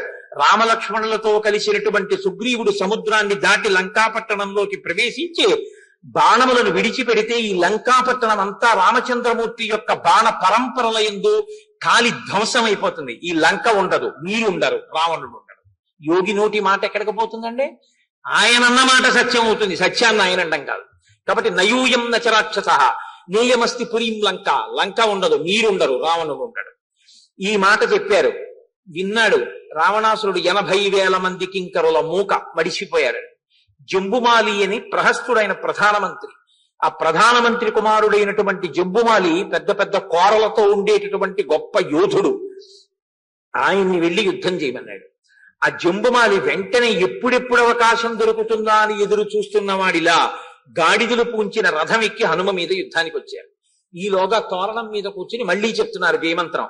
అస్త్ర విజయతాం రామో లక్ష్మణశ్చ మహాబల రాజాదీత సుగ్రీవో రాఘవేణాభిపాలిత దాసోహం కోసలేంద్రస్య రామస్యాక్లిష్ట కర్మణ హనుమాన్ శత్రు సైన్యానాం నిహంతా మారుతత్మజ న రావణ సహస్రం మే యుద్ధే ప్రతిఫలం భవేత్ శిలాభిస్తు ప్రహరత పాదపైశ్చ సహస్రశః అర్ధయిత్వా పురీం లంకాం అభివజ్యత మైథిలీం సమృద్ధార్థో గమిష్యామి విశతాం సర్వరక్షసాం మళ్ళీ జయమంత్రం చెప్తున్నారు. వచ్చారు జంబుమాలి వచ్చి అర్ధచంద్రాకార బాణములను ఆయన నుదుటికి తగిలేటట్టుగా కొట్టాడు. రక్తం స్రవిస్తోంది హనుమ యొక్క శరీరంలోంచి. చూసి ఒక్కసారి ఆకాశంలోకి ఎగిరి పర్వత సదృశమైనటువంటి తన శరీరంతో కింద పడుతూ తన అరిచేతులతో ఆ గాడిదల్ని కొట్టాడు. ఆ రథానికి కట్టబడినటువంటి గాడిదలన్నీ కింద పడిపోయాయి. ఆ సారథి పడిపోయాడు. తస్య చైవ శిరన్నాస్తి నబాహు నచజానుని నధనుర్ నరథో నాశ్వాహ తత్రా దృశ్యంతి నేశవః. మహర్షి అంటారు తస్య చైవ శిరన్నాస్తి. ఒక్క దెబ్బ కొట్టేటప్పటికి ఇప్పటి వరకు కనపడినటువంటి రథంలో నిలబడిన జంబుమాలి యొక్క తల కనపడలేదు. తస్య చైవ శిరన్నాస్తి నబాహు భుజములు కనపడలేదు, జానుని మోకాళ్ళు కనపడలేదు, రథ అక్కడ ఉన్నటువంటి రథం కనపడలేదు, వాటి గాడిదలు కనపడలేదు. అన్నిటికి బదులు ఇంత మాంసపు ముద్ద కొంత ఆ నేల కంటుకుపోయి కనపడింది. అరిచేత్తో కొడితే అలా కొడతారు. హనుమ యొక్క శక్తి అంటే, హనుమ యొక్క పరాక్రమం అంటే మహానుభావుడు అలా ఉంటుంది. అందుకే కదండి బుద్ధిర్ యశో బలం ధైర్యం నిర్భయత్వం అరోగత అజాడ్యం వక్పుటత్వం చ హనుమత్ స్మరణాత్ భవేత్. ఆయన్ని తలుచుకున్నంత మాత్రం చేత నిర్భయత్వం వస్తుంది. కాబట్టి ఇప్పుడు జంబుమాలి మడిసిపోయాడు. మళ్ళీ వార్త వెళ్ళింది, అయిపోయింది జంబుమాలి విషయం. కాబట్టి ఇప్పుడు మళ్ళీ కొత్తగా పంపించాలి. ఈసారి రావణాసురుల్లో భయోద్విగ్నత పెరుగుతుంది. ఇప్పుడు ఆ వానరాన్ని చంపడం కాదు, పట్టుకుంటే చాలంటున్నాడు. అంటే మొట్టమొదటిసారి రావణాసురుడి మనసులో ఏ ఆలోచన ప్రారంభమైంది అంటే, తానే వెళ్ళవలసిన పరిస్థితి రాదు కదా, వచ్చినది ఏ వానరం, నిజంగా అది ఒక వానరమేనా, ఒక వానరం మనకంత తేజస్సు ఉంటుందా, అంత పరాక్రమం ఉంటుందా, ఇంతమందిని ఇంత స్వల్పకాలంలో చంపగలదా, ఇంతగా లంఘన శక్తితో ఎగరగలదా. కాబట్టి ఏదో భూతము, ఏ విష్ణు శక్తియో శివశక్తియో కుబేర శక్తియో ఏదో వచ్చింది లంకాపట్టణానికి. ఒక అయోమయావస్థ, ఒక భయానికి లోనై ఉన్నాడు. భయమే మరణమునకు మొదటి మెట్టు. కాబట్టి ఇప్పుడు ఆయన సామాన్యమైన వాళ్ళని పంపించడానికి వీల్లేదు. కాబట్టి 7 మంత్రిసుతుల్ని పిలిచాడు. పిలిచి ఆ 7 కూడా చాలా గొప్ప పరాక్రమవంతులు, వాళ్ళని పిలిచి యుద్ధానికి వెళ్ళమన్నాడు. 7 మంత్రిసుతులు యుద్ధానికి బయలుదేరారు. వాళ్ళ వెనకాతల అబ్బో చాలా పెద్ద సైన్యం అనుగమించింది. ఎంతసేపు మహానుభావుడికి ఎన్ని బాణములు వేసినా అందకుండా బాణముల మధ్యలో తిరుగుతున్నారు. ఏదో చుక్కలు పెట్టి ముగ్గు గీస్తారే అలా అందకుండా వాటి మధ్య తిరిగారు. ఆడుకున్నంతసేపు ఆడుకున్నారు. తలీనాభ్యహనత్కాంశ్చి పాదైకాంశ్చిత్ పరంతప ముష్టినాభ్యహనత్కాంశ్చి నఖైకాంశ్చిత్ తదారయత్. ప్రథమ ఆయన వాల్మీకి మహర్షి అంటారు తలీనాభ్యహనత్కాంశ్చి పాదైకాంశ్చిత్ పరంతప ముష్టినాభ్యహనత్కాంశ్చి నఖైకాంశ్చిత్ తదారయత్. కొంతమందిని, కొన్ని వేల మందిని ఏకకాలంలో తన బలమైనటువంటి గోళ్లతో గుండెలు చీల్చి చంపేశారు. చాలా మందిని తన యొక్క దంతములతో కొరికి చంపేశారు. చాలా మందిని తన వక్షస్థలంతో కుమ్మి చంపేశారు. కొంతమందిని తన మోచేతులతో పొడిచి చంపేశారు. కొంతమందిని తన అరిచేతులతో మర్దించి చంపారు. ఇంకా కొంతమందిని తన పాదముల కింద పెట్టి తొక్కి చంపేశారు. మోకాళ్లతో పొడిచి చంపేశారు. ఇంతమంది వచ్చారు, అక్కడ ఉన్నవాళ్ళు ఎవరూ లేరు. అంతమందిని చంపేశారు.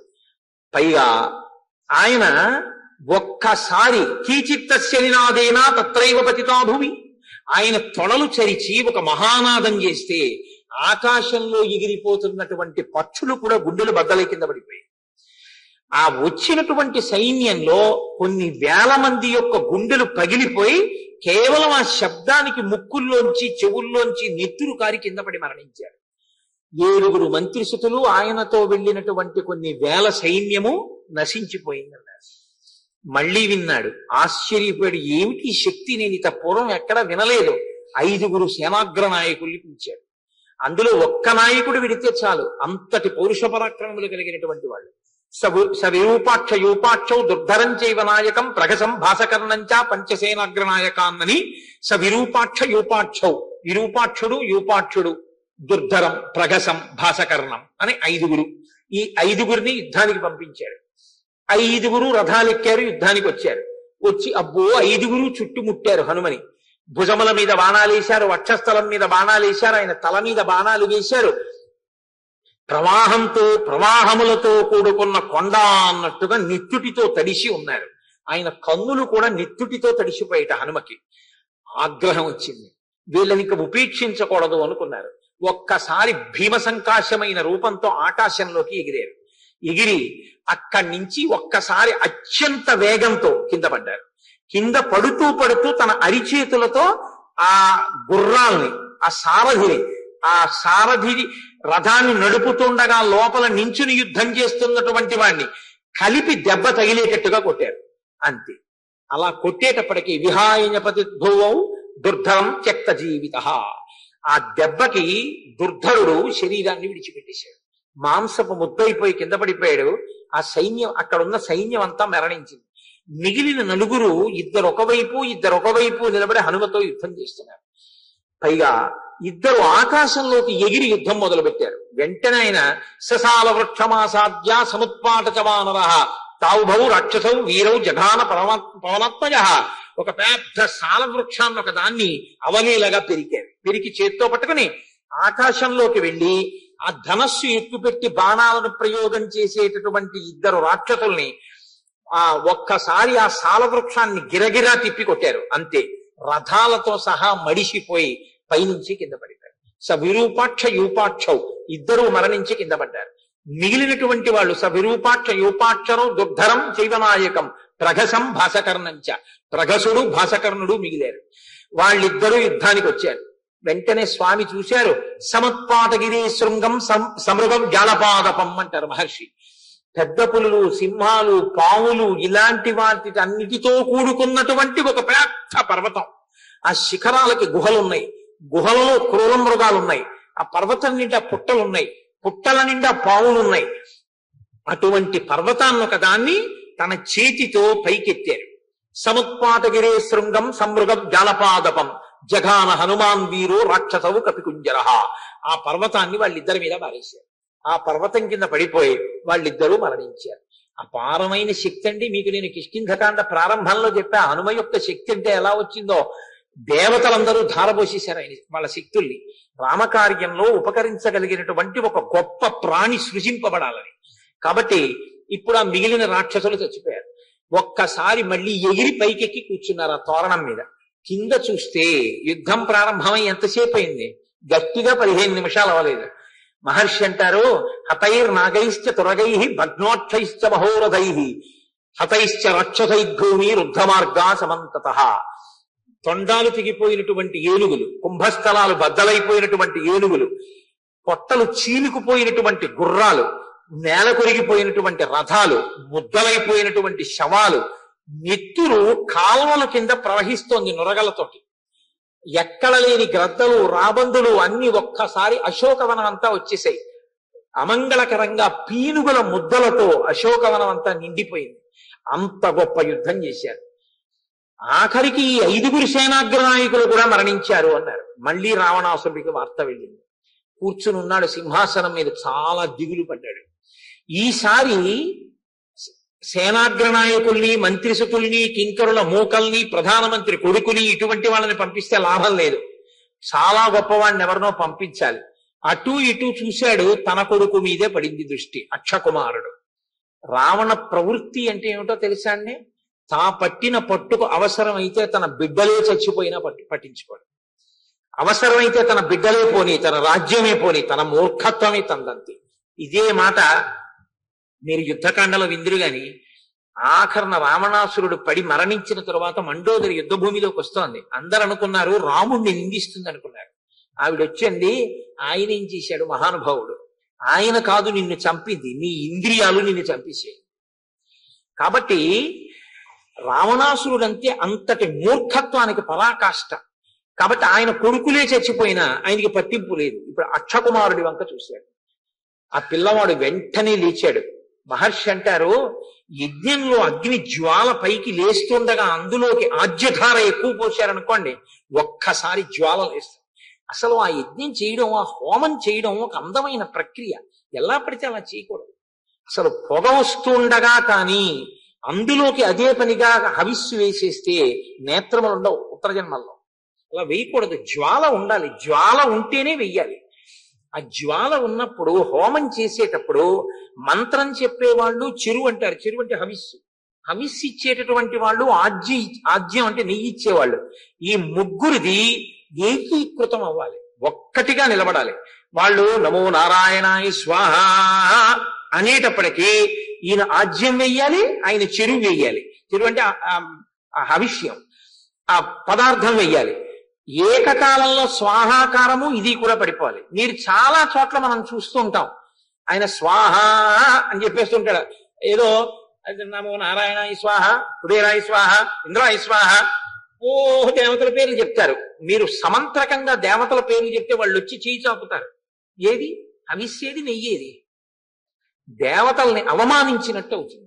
స్వాహాకారం చెప్పినప్పుడు మంత్రానికి అందుకుని హవిస్సు వేసే వాళ్ళని పెట్టుకోవాలి, పెట్టుకుని యజ్ఞం చెయ్యాలి, ఓ హోమం చెయ్యాలి. అంతేగాని హోమం చేశామంటే చేశామని హోమం చేయకూడదు. ఎప్పుడూను జ్వాల చూసుకుంటూ ఉండాలి, జ్వాల రగులుతూ ఉండాలి. సుహుతంబులయ్య శిఖులు కళ్యాణ మిక్కాలమున్ అంటారు పోతన గారు.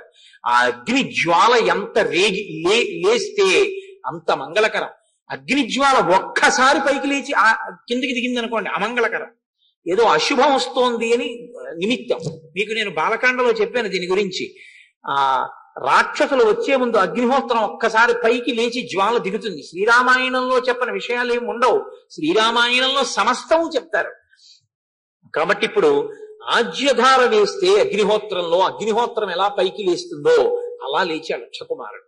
లేచి రథాన్ని పూంచుకుని హనుమ మీదకి వచ్చారు. చిన్న పిల్లవాడు, ఆయన ఏం పెద్ద వయస్సున్నవాడు కాడు. హనుమతో యుద్ధం చేస్తున్నారు. ఎంత గురి చూసి లక్ష్యాన్ని కొట్టవచ్చో అంత గురి చూసి బాణప్రయోగం చేస్తున్నాడు. ఇప్పుడు ఆ పిల్లవాడు లాఘవంతో వేసేటటువంటి బాణములకు చిక్కకుండా ఆ బాణముల మధ్యలో హనుమ తిరుగుతున్నారు. తిరుగుతూ వచ్చి ఒక్కసారి ఆయన రథాన్నంతటిని తన అరిచేత్తో కొట్టారు. ఇప్పటి వరకు హనుమ అరిచేత్తో కొడితే తప్పుకున్నవాడు లేడు, దాంతో పాటే మరణించారు. కానీ అక్షకుమారుడు మాత్రం రథంలోంచి తప్పుకుని అంతే వేగంతో ఆకాశంలోకి ఎగిరిపోయాడు. హనుమ కూడా మళ్ళీ ఆకాశంలోకి వెళ్ళారు. ఆయన ఈయన్ని గురి చూసి బాణాలు వేస్తున్నారు. ఆయనకి సంతోషంగా ఉంది, చిన్న పిల్లవాడు ఎంత గొప్ప యుద్ధం చేస్తున్నాడని.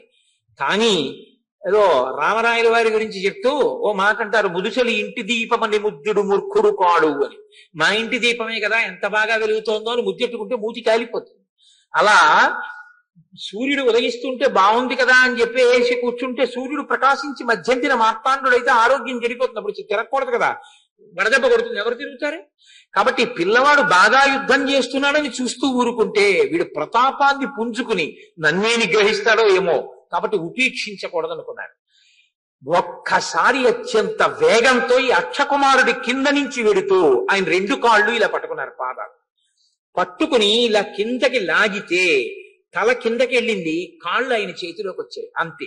ఇక మళ్ళీ ధనస్సు పట్టుకుని బాణాలని గురి చూసే అవకాశం ఇవ్వలేదు. గిర్ర గిర్ర గిర్ర గిర్ర గిర్ర గిర్ర బట్ట తిప్పినట్టు తిప్పేశారు. తిప్పేస్తే కండి గాలికి ఎగిరిపోయాయి ఆయన అవయవాలకు ఆ వేగానికి. ఆ తర్వాత తిప్పి నేలకేసి కొడుతుంటే మహర్షి శాబ్దిక ప్రత్యక్ష ప్రసారం చేస్తాడు. అసలు నిజంగా ఎంత భయానకంగా కొట్టారు. సభగ్న బాహూరు కటి శిరోదరహ.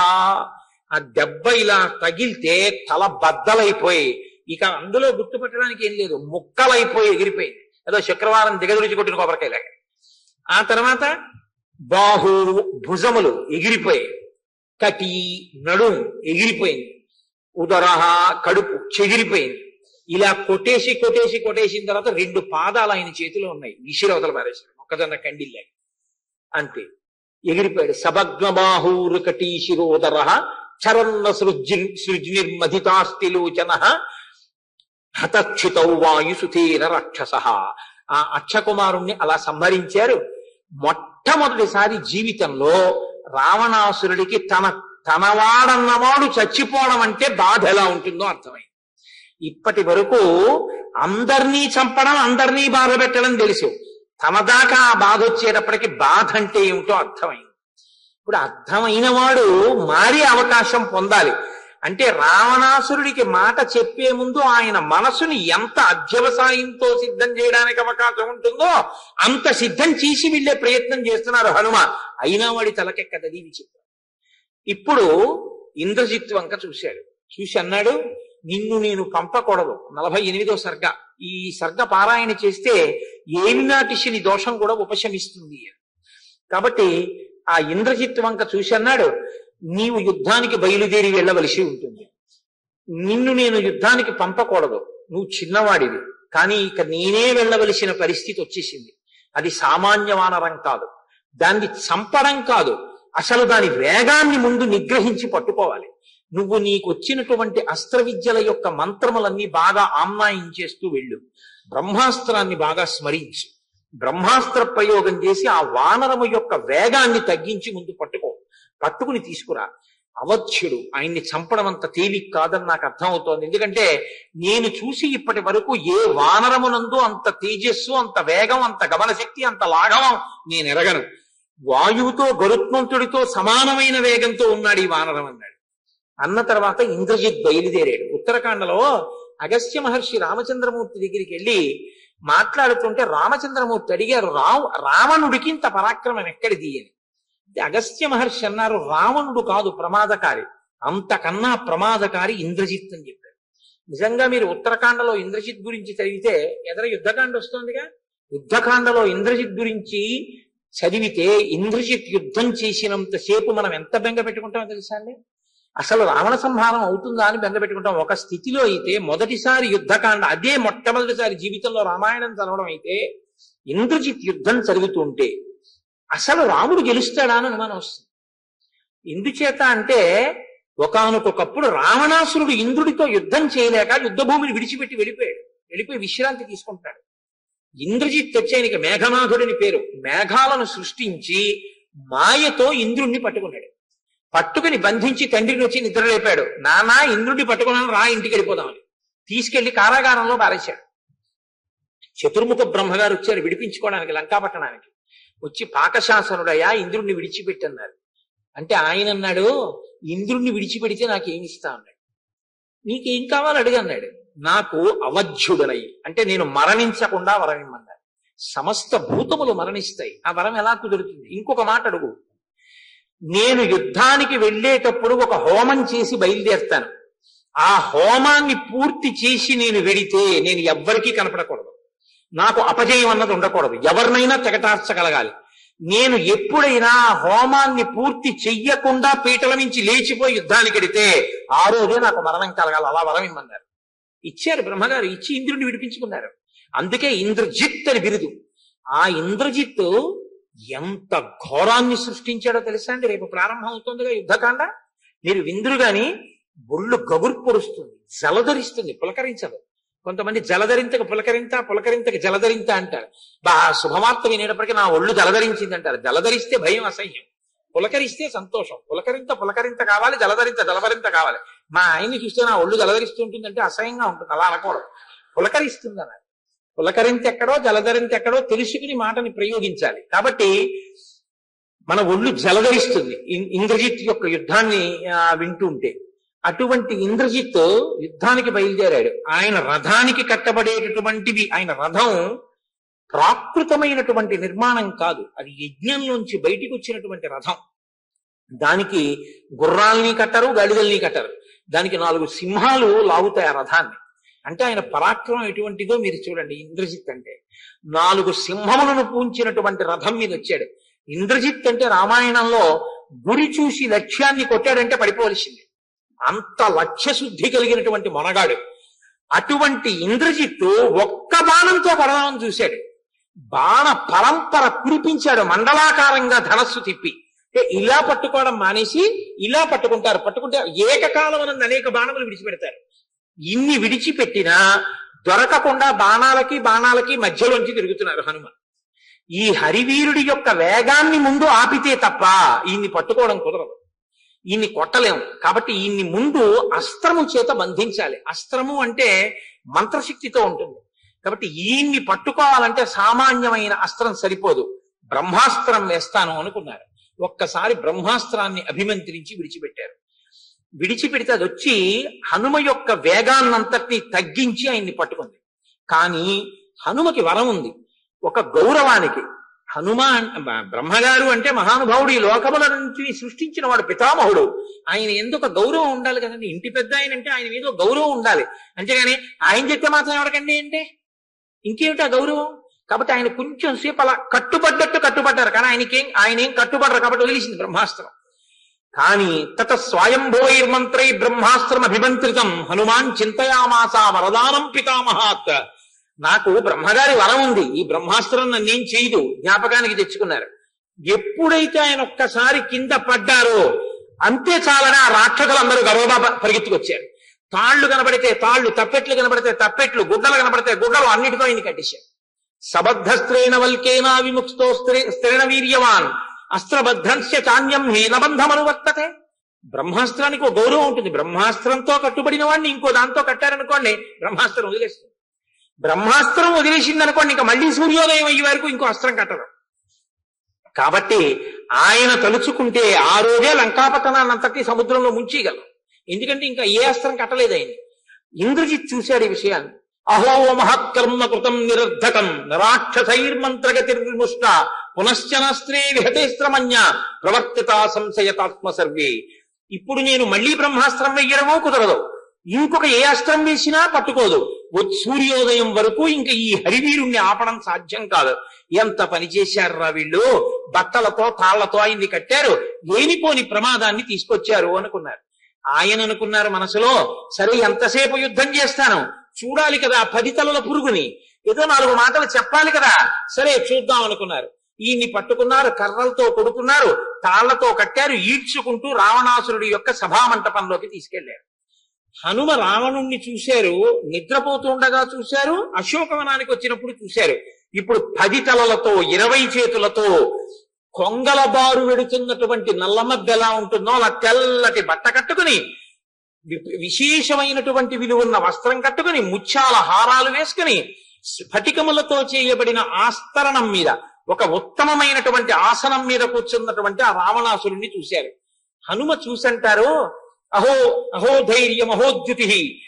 ఏమిటి ఈ రావణాసురుణ్ణి చూస్తే ఎంత కాంతితో ఉన్నాడు, ఎంత ధైర్యంతో ఉన్నాడు.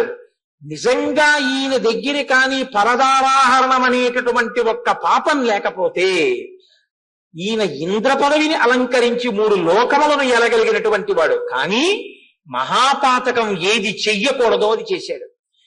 మహాపతివ్రత అయినటువంటి సీతమ్మ తల్లిని అపహరించి తీసుకొచ్చి ఇక్కడ పెట్టాడు. ఈ పాపం కదా ఈయన కొంప ముంచేస్తోంది.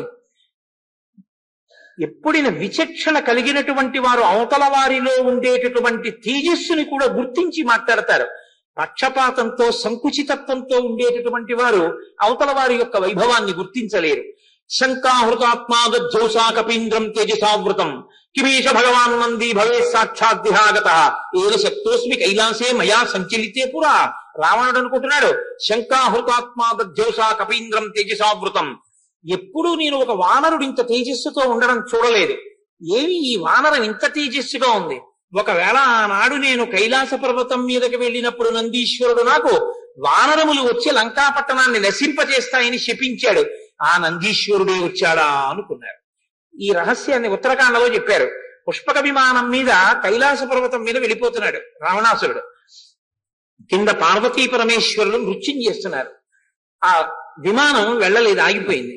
ఎందుకు విమానం వెళ్ళలేదని అడిగాడు. కింద పార్వతీ పరమేశ్వరులు ఉన్నారు, వెళ్ళదు అన్నారు. అంటే ఆయన అన్నాడు, పరమేశ్వరుడికి బుద్ధులు దక్కర్లేదా, రావణుడు వెళ్తున్నాడని తెలియదా అన్నాడు. అంత అహంకారం అని కిందికి దిగి కైలాస పర్వతం మీద ఎవరు పరమేశ్వరుడు నేను చూడాలన్నాడు. నేను వెడుతుంటే ఎందుకు నాట్యం చేస్తున్నాడని అడిగాడు. నందీశ్వరుడు చూసి అన్నాడు, ఆయన వరకు ఎందుకు రా, నేను ఆయన కింకరుణ్ణి, ఆయన వాహనాన్ని. ఇంత అధిక్షేపించి మాట్లాడుతున్నావు, ఎవరు నువ్వు అని అడిగాడు. నేను రావణుణ్ణి, నేను తెలియదా అని. నందీశ్వరుడు పొట్టిగా ఉంటాడు. ఆయన్ని చూసి కోతి ముఖంతో ఉన్నామన్నట్టుగా నవ్వాడు.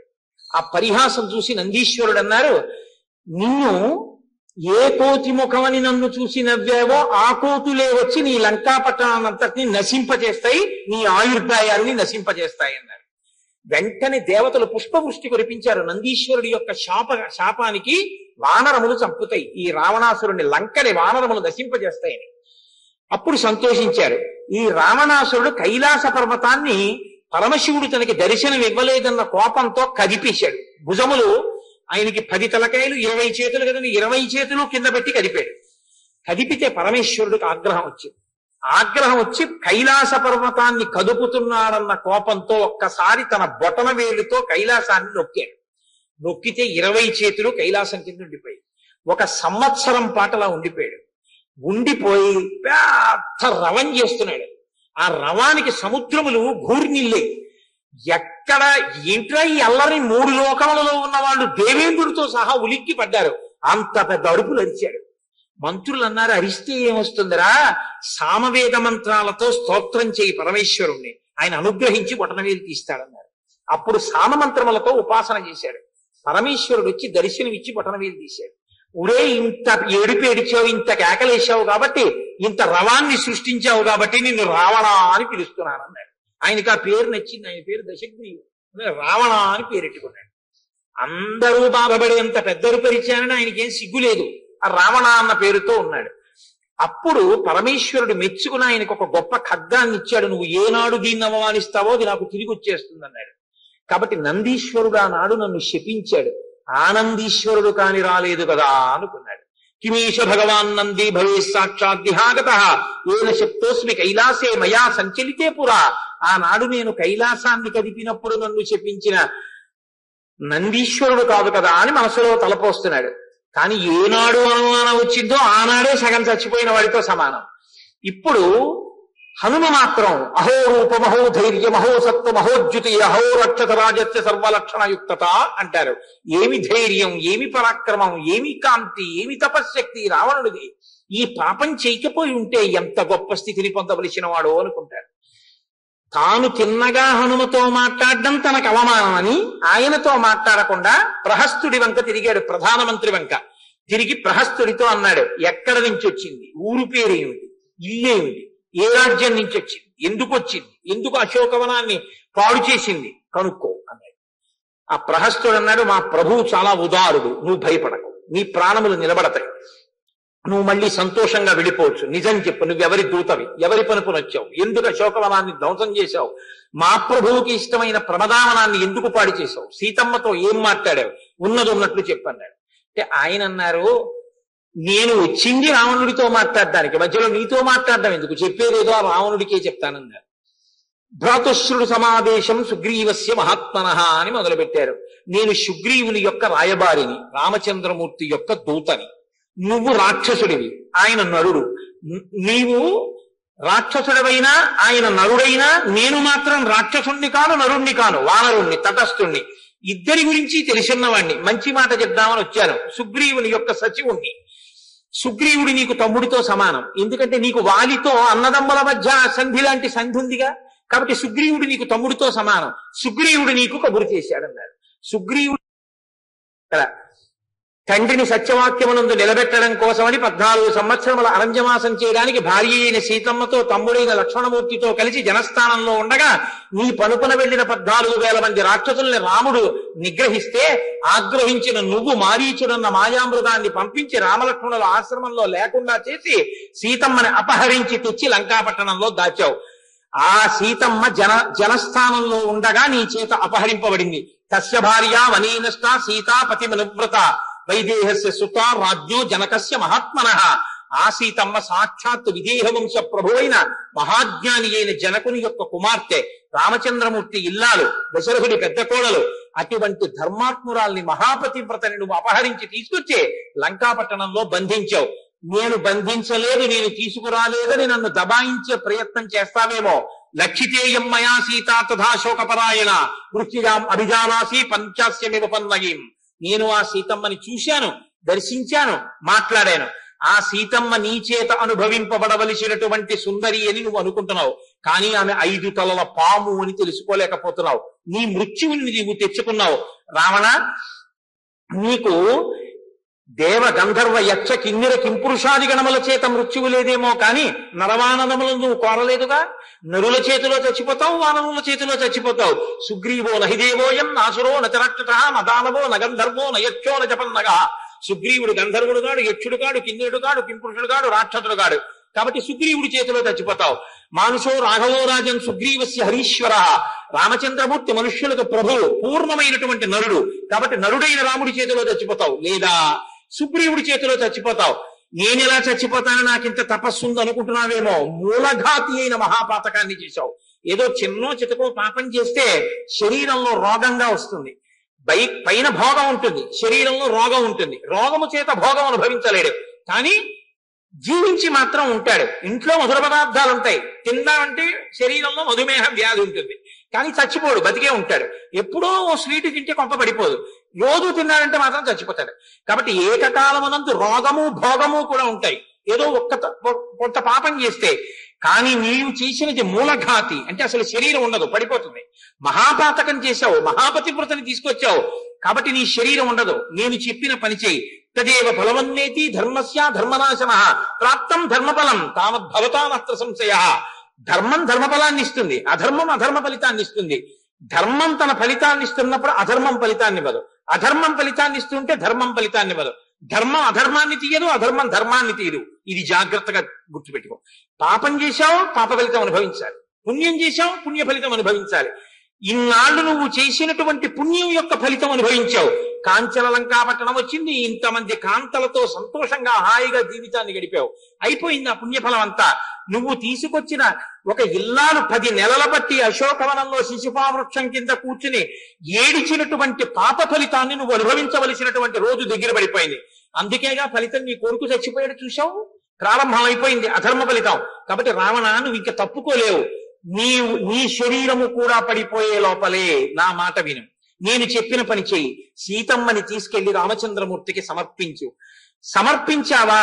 రామచంద్రమూర్తి ధర్మాత్ముడు, శరణాగత వత్సలుడు. ఎన్ని తప్పులు చేసిన వాడైనా ఒక్కసారి నేల మీద పడి పాదములు పట్టుకుని పాహిమాం పాహి రామప్రభో పాహి రామప్రభో అంటే చాలు, అన్ని తప్పులను క్షమిస్తాడు.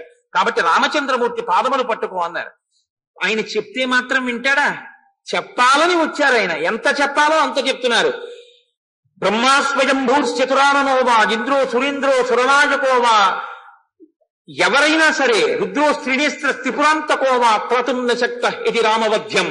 రామచంద్రమూర్తి ఒకసారి చంపేస్తానని ప్రతిజ్ఞ చేసినటువంటి వాణ్ణి రక్షించడం అన్నది మాత్రం ఎవరికీ సాధ్యం కాదు.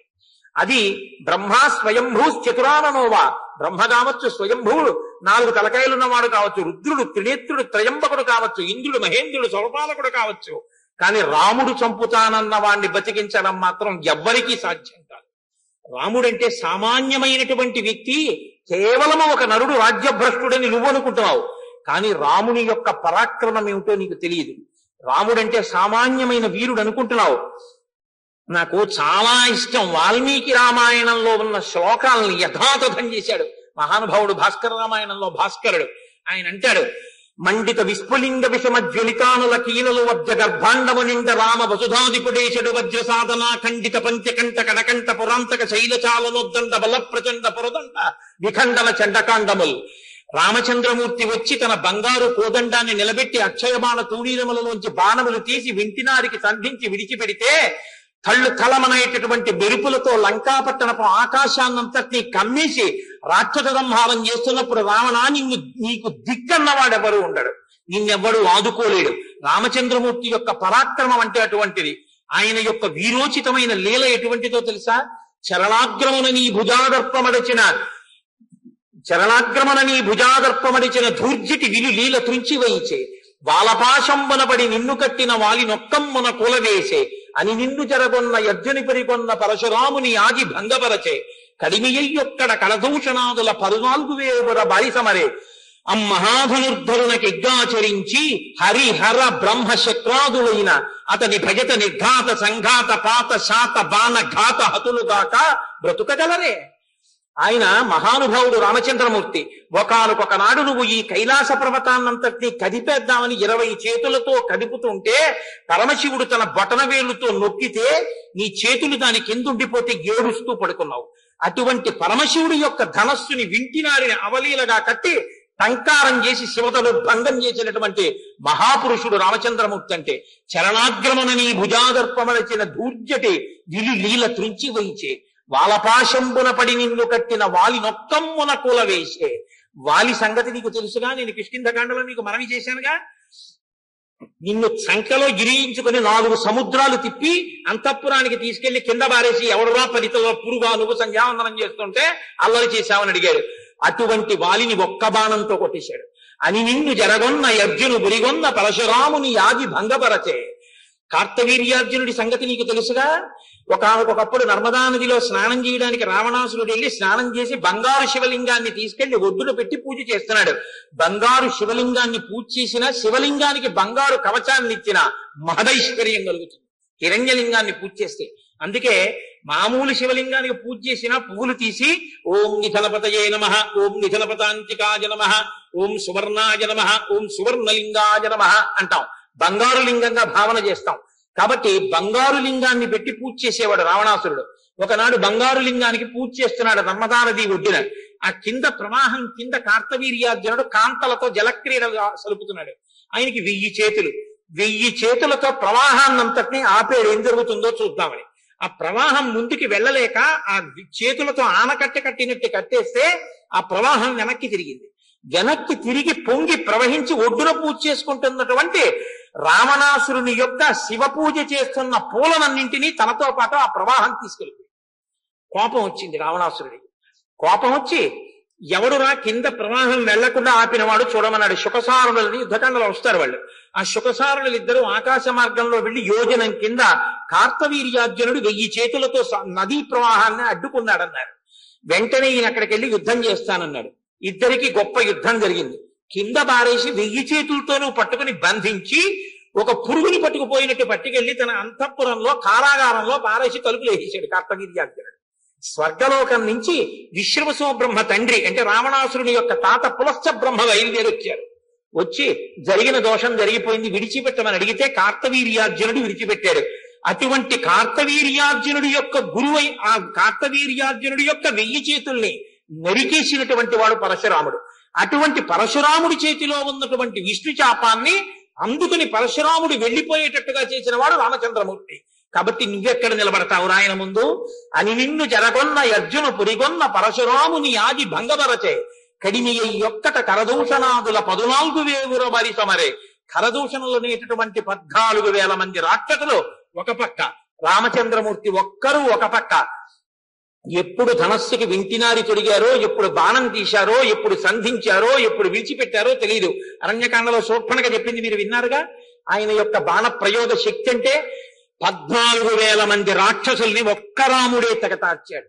బండన భీముడత్తజన బంధవుడు ఉజ్వల బాణతోణ కోదండ కళాప్రచండ భుజతండవ కీర్తికి రామమూర్తికిన్ రెండవ సాటి దైవమిక లేడనుచున్ గడకట్టి భేరికా దండ డాండ డాండ నినదంబుల జాండము నిండ మత్త వేదండము నిక్కి చాటెదను దాశరథి కరుణాపయోనిధి అంటారు రామదాసు గారు. అంత ఆయన భుజములు తాండవం చేస్తే యుద్ధం వస్తే అటువంటి మహానుభావుడు 14,000 మందిని నిగ్రహించాడు. అటువంటి రామచంద్రమూర్తితో నువ్వెక్కడ యుద్ధం చేస్తావురా? కాబట్టి అని నిన్ను చెరగొన్న అర్జును పురిగొన్న పరశురాముని ఆది భంగపరచే కడిమి అయ్యొక్కడ కరదూషణాదుల 14,000 బారి సమరే. మహాధనుర్ధరునికిగ్గాచరించి హరి హర బ్రహ్మ శక్రాదులైన అతని భయత నిర్ఘాత సంఘాత పాత శాత బాణ ఘాత హతులు కాక బ్రతుకగలరే. తురగశ్చందన మత్తమారణ భట స్తోమంబుతో కూడా నీపురి భస్మంబుగ కాల్చి సైనిక సుహృత్ పుత్రాన్ని జశ్రేణి నెత్తురు క్రక్కన్ పడగ్రుద్ది సంపి మరి మృత్యుక్రూరతన్ పట్టి నీ శిరముల్ త్రుంపగ నేనే చాలు జయశ్రీ లబ్ధి వర్ధిల్లగన్.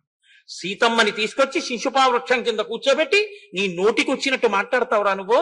తురగశ్చందన మత్తమారణ భటస్తోమంబుతో కూడా నీపురి భస్మంబుగ కాల్చి సైనిక సుహృత్ పుత్రాన్ని జశ్రేని నెత్తురు క్రక్కన్ పడగ్రుద్ది సంపి మరి మృత్యుక్రూరతన్ పట్టి నీ శిరముల్ త్రుంపగ నేనే చాలు. నీ గుర్రాల్ని, నీ ఏనుగుల్ని, నీ వాహనాల్ని అన్నింటినీ చంపి లంకని భస్మీపటలం చేసి నీ వారన్న వారు మిగలకుండా సంహరించి నీ 10 తలలు గిల్లేస్తాను రావణ. ఏమనుకుంటున్నావు? జయశ్రీ లబ్ధి వర్ధిల్లగన్. సీతం అంటే ఎవరనుకుంటున్నావు? నీకంఠర్పిత కాలపాశము శిరో నిర్ఘాత పాతంబు లంకౌక సంచయ కాళరాత్రి దళబద్ధోదగ్ర కాలాహి కన్యాకారాగత మృత్యువున్ జనక కన్యన్ వేగ నొప్పించి లోకైకత్రాణుని రామునింకనుము నీకా బుద్ధి కాకుండినన్ సీతారాముల కోపస్ఫీతానల శిఖలు కలయవేర్చుతో లంకా భూతవ్రాతము భస్మీభూతముగా చేయుననుడు పొడమిన కిన్కన్. సీతమ్మ అంటే నీ నెత్తి మీద పడుతున్న పిడుగు, నీ మెడలో పెట్టుకున్న త్రాచుపాం, నువ్వు తింటున్న విషాన్నం. ఏమనుకుంటున్నావు? చచ్చిపోతావు సీతమ్మ జోలికెడితే. సీతారాముల యొక్క కోపాగ్ని శిఖలయందు బూడిదైపోతావు. నా మాట విని సీతమ్మని తీసుకెళ్లి రామచంద్రమూర్తికి సమర్పించి కృతకృత్యుడవై బ్రతకరా రావణ. ఇంత మాట సభామధ్యంలో తను అనేటప్పటికీ క్రుద్ధుడై ఈ వానరాన్ని సంహరించండి అంటారు. అనేటప్పటికీ ఆ యుక్తాయుక్త విచక్షణే ఉంటుంది. యథా రాజా తదా ప్రజ. కాబట్టి వీళ్ళందరూ లేచిపోతున్నారు. విభీషణుడు ధర్మాత్ముడు తమ్ముడు లేచి అన్నాడు, అన్నయ్య సాధుర్వా యదివా సాధు పరైరేషా సమర్పిత బ్రవన్ పరార్థం పరమాన్ నదూతో వదమర్హసి.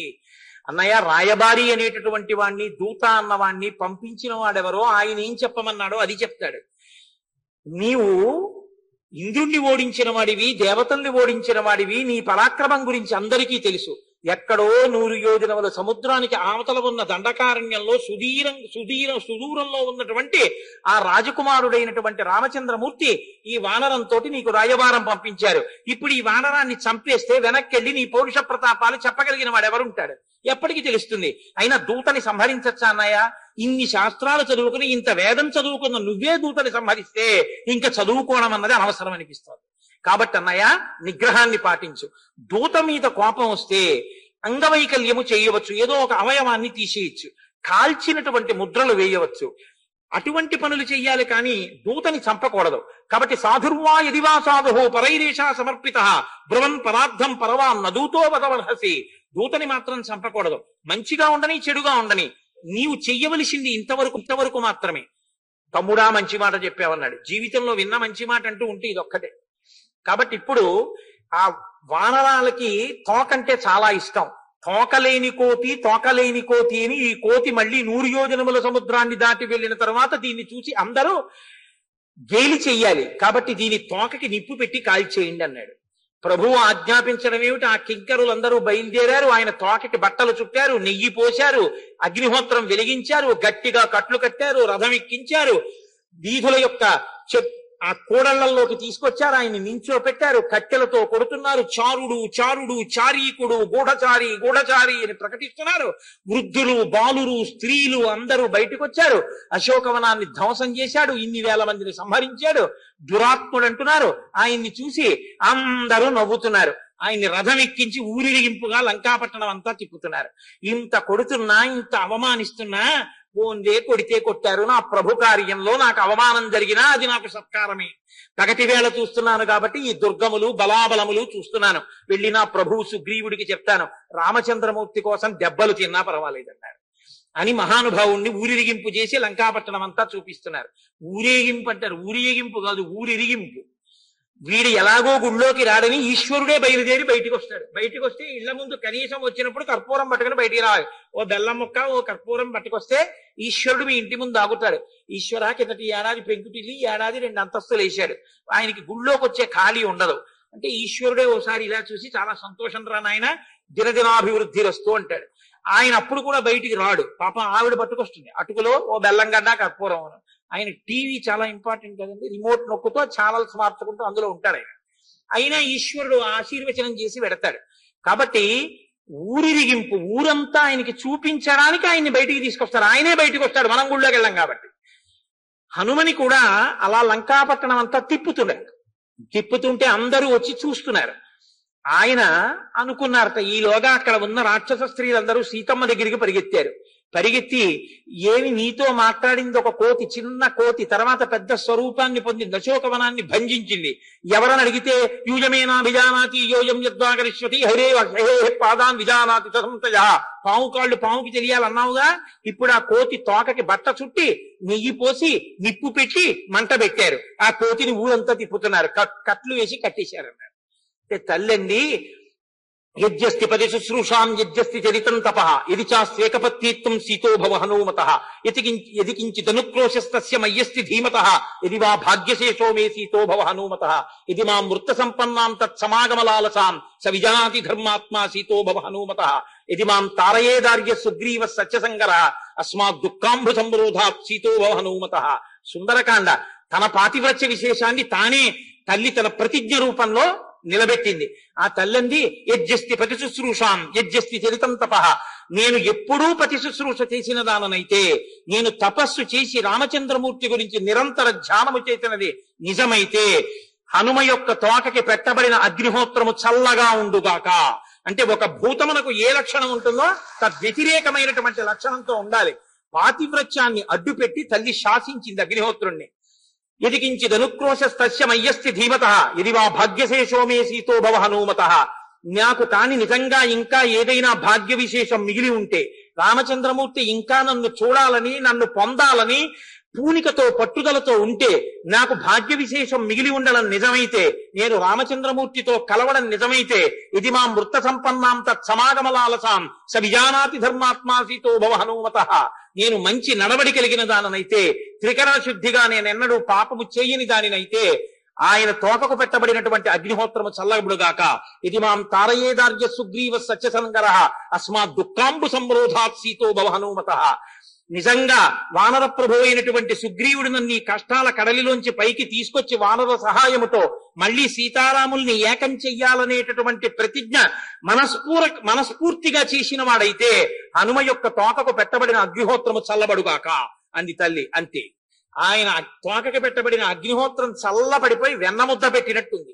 ఆయన అనుకున్నారు, అవునులే, 100 యోజనముల సముద్రాన్ని దాటి రామకార్యం మీద వస్తుంటే బంగారు శిఖరములున్న మేరు పర్వతం పైకి లేచింది ఆతిథ్యం తీసుకోమని. అంతరిక్ష స్థిత శ్రీమాన్ ఇదం వచనమబ్రవీత్ నిపత్య మనసృంగేషు విశ్రమస్వేధాసుఖం. నాయన విశ్రాంతి తీసుకోరా, 4 పళ్ళు తినరా అంది. రామకార్యం మీద ఎవరు మాత్రం సాయం చేయరు. కాబట్టి ఇప్పుడు రామకార్యంలో సీతమ్మ తల్లి అన్వేషణ చేసి దర్శించి తిరిగి వెళ్ళవలసిన వాణ్ణి కాబట్టి, నా తండ్రికి స్నేహితుడు కాబట్టి అగ్నిహోత్రం కాల్చకుండా నా తోక చల్లగా ఉండేటట్టుగా అనుగ్రహించింది అనుకున్నారు. అనుకుని ఒక్కసారి ఆ కట్లు తెంచుకున్నారు, భీమస్వరూపాన్ని పొందారు.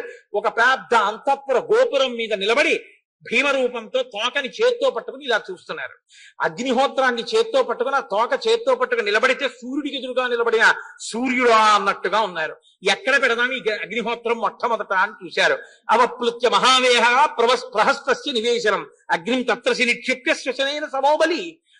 తనని మొట్టమొదట రావణ సభలో ఉన్నప్పుడు రావణుని యొక్క ప్రధానమంత్రి అయిన ప్రహస్తుడు ఏదో పెద్ద ఉదారుడైనట్టుగా తనతో మాట్లాడిన వాడెవడో వాడి ఇంట్లో అగ్నిహోత్రాన్ని నిక్షేపించి అక్కడి నుంచి ఇంకా ఇళ్లు తగలబెట్టే కార్యక్రమం మొదలు పెట్టాలనుకున్నారు అని ఒక్కసారి అవప్లుత్య మహావేగ ప్రహస్తస్య నివేశనం అగ్నిం తత్రసి నిక్షిప్య శ్వశనైన సమోబలి. ఆ ఇంట్లో అగ్నిహోత్రాన్ని పెట్టారు.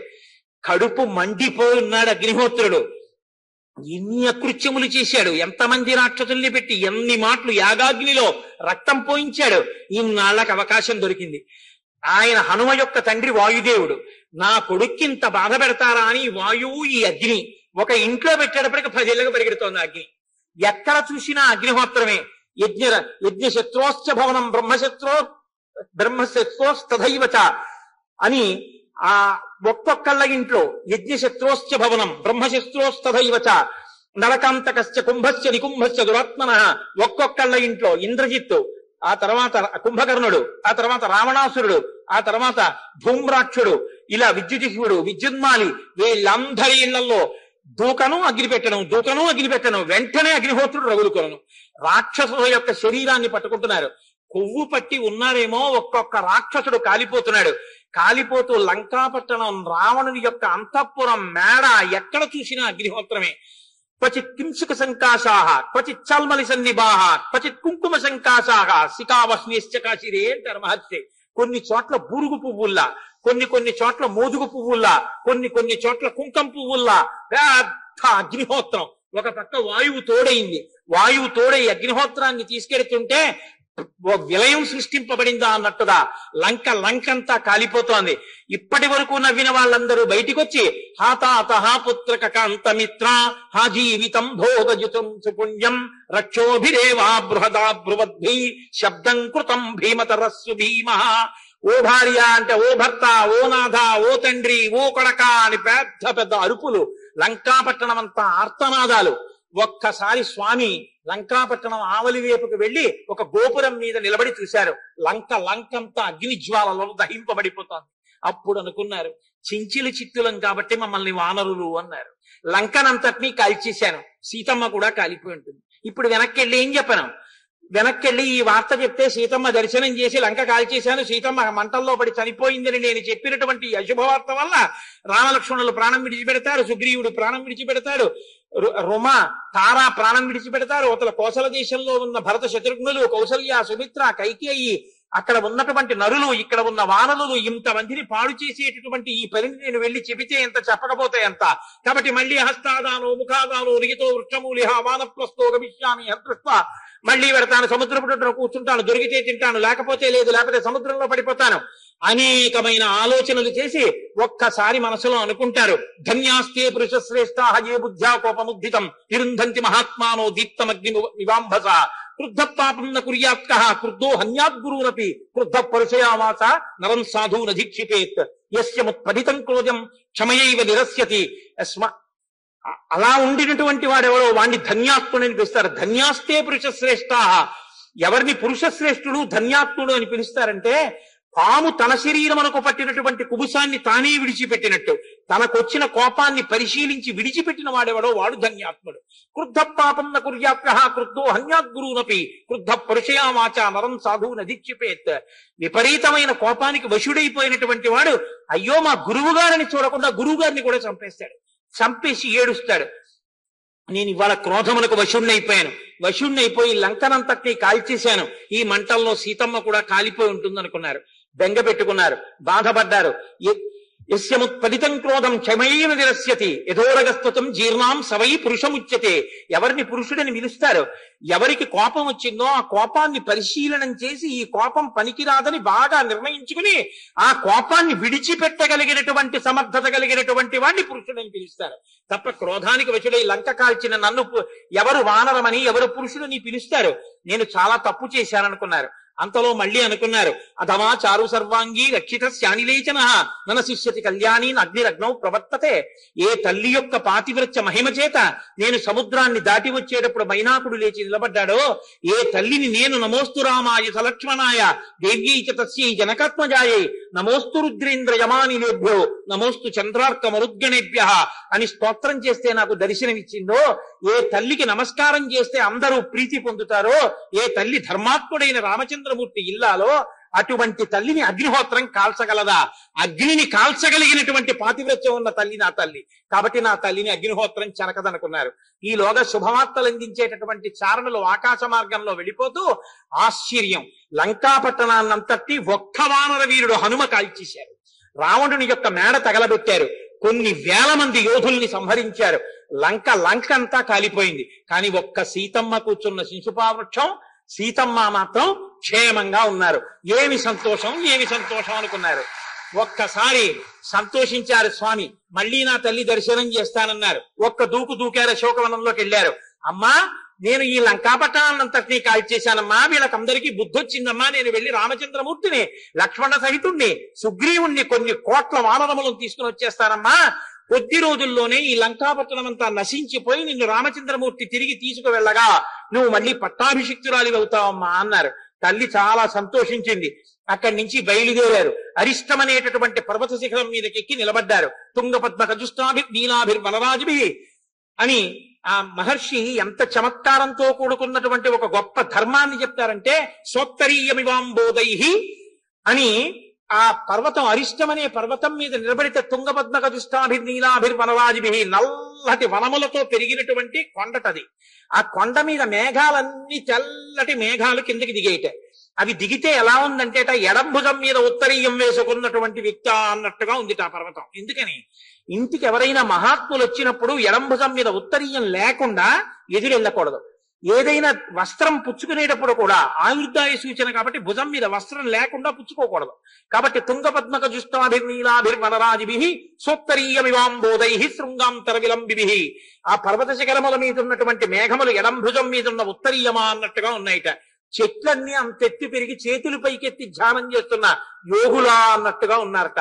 ఎదురు కర్రల్లోంచి వస్తున్నటువంటి గాలి అక్కడ చేస్తున్నటువంటి పెద్ద వేణునాదమా అన్నట్టుగా ఉందిట. అటువంటి పర్వతం మీద నిలబడి ఒక్కసారి తన పాదములతో గట్టిగా దాన్ని కుంభించి ఆ పైకి లేవడం కోసమని పర్వతాన్ని తొక్కారు. 30 యోజనముల పొడగు, 60 యోజనముల వెడల్పు కలిగినటువంటి ఆ అరిష్టం అనేటటువంటి పర్వతం నేలతో సమానం అయిపోయింది ఆయన పాదముల యొక్క తాకిడికి. ఒక్కసారి ఆకాశంలోకి పైకి లేచి పిబర్నివభౌచాపి సౌర్మిమాలం మహార్ణవం పిపాసురవచ ఆకాశం దృశేష మహాకపి, మళ్ళీ ఆకాశాన్ని తాగేస్తున్నారా అన్నట్టుగా ఒక్కసారి ఆ ఆకాశ మండలం ప్రయాణం చేస్తూ 100 యోజనముల సముద్రాన్ని గడచి ఆమలి ఒడ్డుకి చేరిపోతున్నారు. హనుమ వచ్చేస్తున్నారు. అదిగో పెద్ద ధ్వని, మహానుభావుడు వస్తున్నాడు. ఎర్రటి ముఖం కనపడుతోంది. ముఖం నాసికయా తస్యా తామ్రయా తామ్రమా బభౌ. అక్కడ ఉన్నటువంటి వానరులందరూ ఒక్కసారి లేచి నిలబడ్డారు. మహానాదం ఒకటి చేశారు హనుమ. పెద్దవాడు జాంబవంతుడిని అడిగారు, సీతమ్మని చూసినట్టా చూడనట్టా, ఏమిటా మహానాదం అని అడిగారు. ఎందుకని ఆయన చూస్తే వీళ్ళు బతుకుతారు, లేకపోతే సుగ్రీవుడు చంపేస్తాడు. అంటే జాంబవంతుడు అన్నాడు, సర్వదా కృతకార్యోసా హనుమాన్నత్ర సంచేహ నహ్యస్య కృతకార్యస్యానాదయేవం విదో భవేత్. హనుమని ఉద్దేశించి నమస్కరించి ఒక కార్యం అప్పజెప్పిన తరువాత అవకపోవడం అన్నది. మహానుభావుడంతటి మహానాదం చేశాడంటే సీతామాత దర్శనం అయిపోయింది, అందుకే అంత నాదం చేశాడన్నారు. ఒక్కసారి వాళ్ళకి దగ్గరగా వచ్చారు. దృష్ట్వా సీతేతి విక్రాంత సంక్షేపేణ న్యవేదయత్ నిశసాగత హస్తేన గృహీత్వా వలిన సుఖం. ఒక్కసారి కిందకి దిగి చూడబడెను సీతమ్మ అన్నారు. సీతమ్మ అని ముందన్నారు అనుకోండి, చూశాను అంటారో చూడలేదు అంటారో అని విపరీతమైన రక్తపోటుతో ఉన్నాయి ఆ వానరాలు. అందుకని చూడబడిన సీతమ్మ అన్నారు అంతే. ఆ వానరాలన్నింటికీ సంతోషం వచ్చేసింది. ఒక్కసారి లేచిపోయారు, అందరూ ఎగిరీశారు, చెట్లు ఎక్కేశారు, తోకలన్నింటినీ కర్రల్లా నిలబెట్టేశారు, చేత్తో పట్టుకున్నారు, పళ్ళట్టుకొచ్చారు, కాయలట్టుకొచ్చారు, ఆకులట్టుకొచ్చారు, కొమ్మలట్టుకొచ్చారు, అక్కడ వేసేశారు, దీని మీద కూర్చోమన్నారు. హనుమ ముక్కట్టుకునేవాళ్ళు, మూచెట్టుకునేవాళ్ళు, కాళ్ళట్టుకునేవాళ్ళు, చేతులట్టుకునేవాళ్ళు, నమస్కారం చేసేవాళ్ళు, స్తోత్రం చేసేవాళ్ళు, పళ్ళెట్టేవాళ్ళు. పొంగిపోయారు ఆయన్ని చూసి. మహానుభావ, నువ్వు పుట్టడం వల్ల వానర జాతిలో వానర జాతి పరువు ప్రతిష్టలు ఇనుమడించాయి. రామకార్యంలో సీతా దర్శనమైంది వానరులకే అన్న ఖ్యాతి మనకు దక్కిందన్నారు. అంగదుడు అన్నాడు, ఇంత దూరము వెళ్లి సీతమ్మని చూసొచ్చిన తరువాత నీ బలంతో చాలా మంది వానరుల్ని అక్కడ ఉన్నటువంటి రాక్షసుల్ని సంహరించిన తర్వాత మనం తిరిగి వెళ్ళి రామచంద్రమూర్తికి చెప్పడం ఎందుకో, అందరం ఇక్కడి నుంచి వెళ్ళిపోదాం, వెళ్ళిపోయి రావణ సంహారం చేసి సీతమ్మని తీసుకొచ్చి రామచంద్రమూర్తికి అప్పచెప్పేస్తా ఉన్నారు. అంటే పెద్దవాడు జాంబవంతుడు అన్నాడు, తప్పునైనా మనకి రామచంద్రమూర్తి కానీ సుగ్రీవుడు కానీ ఏం చెప్పారు, వెళ్ళి సీతమ్మ జాడ కనిపెట్టమని చెప్పారు, అక్కడ వరకే. అంతే తప్ప మనం అక్కరలేని విషయానికి ఎదిగి మనం ఆ ప్రయత్నం చెయ్యకూడదు. ప్రభు కార్యం ఎంతవరకు శాసింపబడిందో అంతవరకే చెయ్యాలి. కాబట్టి మనం బయలుదేరి మళ్ళీ ఋష్యమూక పర్వతం మీదకి వెళ్ళి ఈ విషయాన్ని ప్రశ్రవణ పర్వతం మీద కూర్చున్నటువంటి రామచంద్రమూర్తికి, లక్ష్మణమూర్తికి, సుగ్రీవుడికి నివేదిద్దాం. అయితే సరేనన్నారు.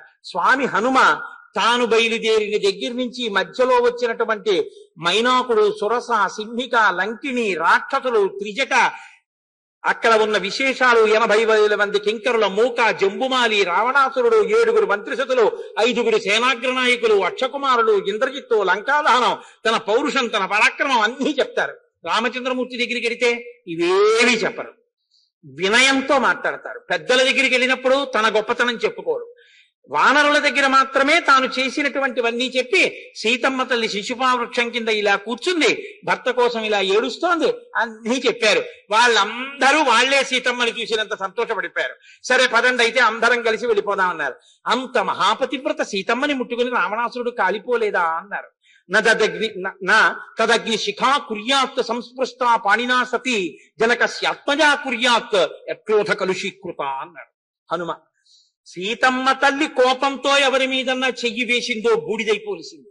సీతమ్మ తల్లిని ముట్టుకుని కూడా వాడు కాలిపోలేదంటే వాడి తపశ్శక్తి అటువంటిది. కానీ ఇవాళ సీతమ్మ తల్లిని అనకూడని మాటలన్నీ 10 నెలల నుంచి అన్న కారణం చేత వాడు మరణించడానికి సిద్ధంగా ఉన్నాడు. సీతమ్మ తల్లే చంపేయగలదు. ఎందుకు చంపలేదు అంటే ప్రతిజ్ఞ చేసింది.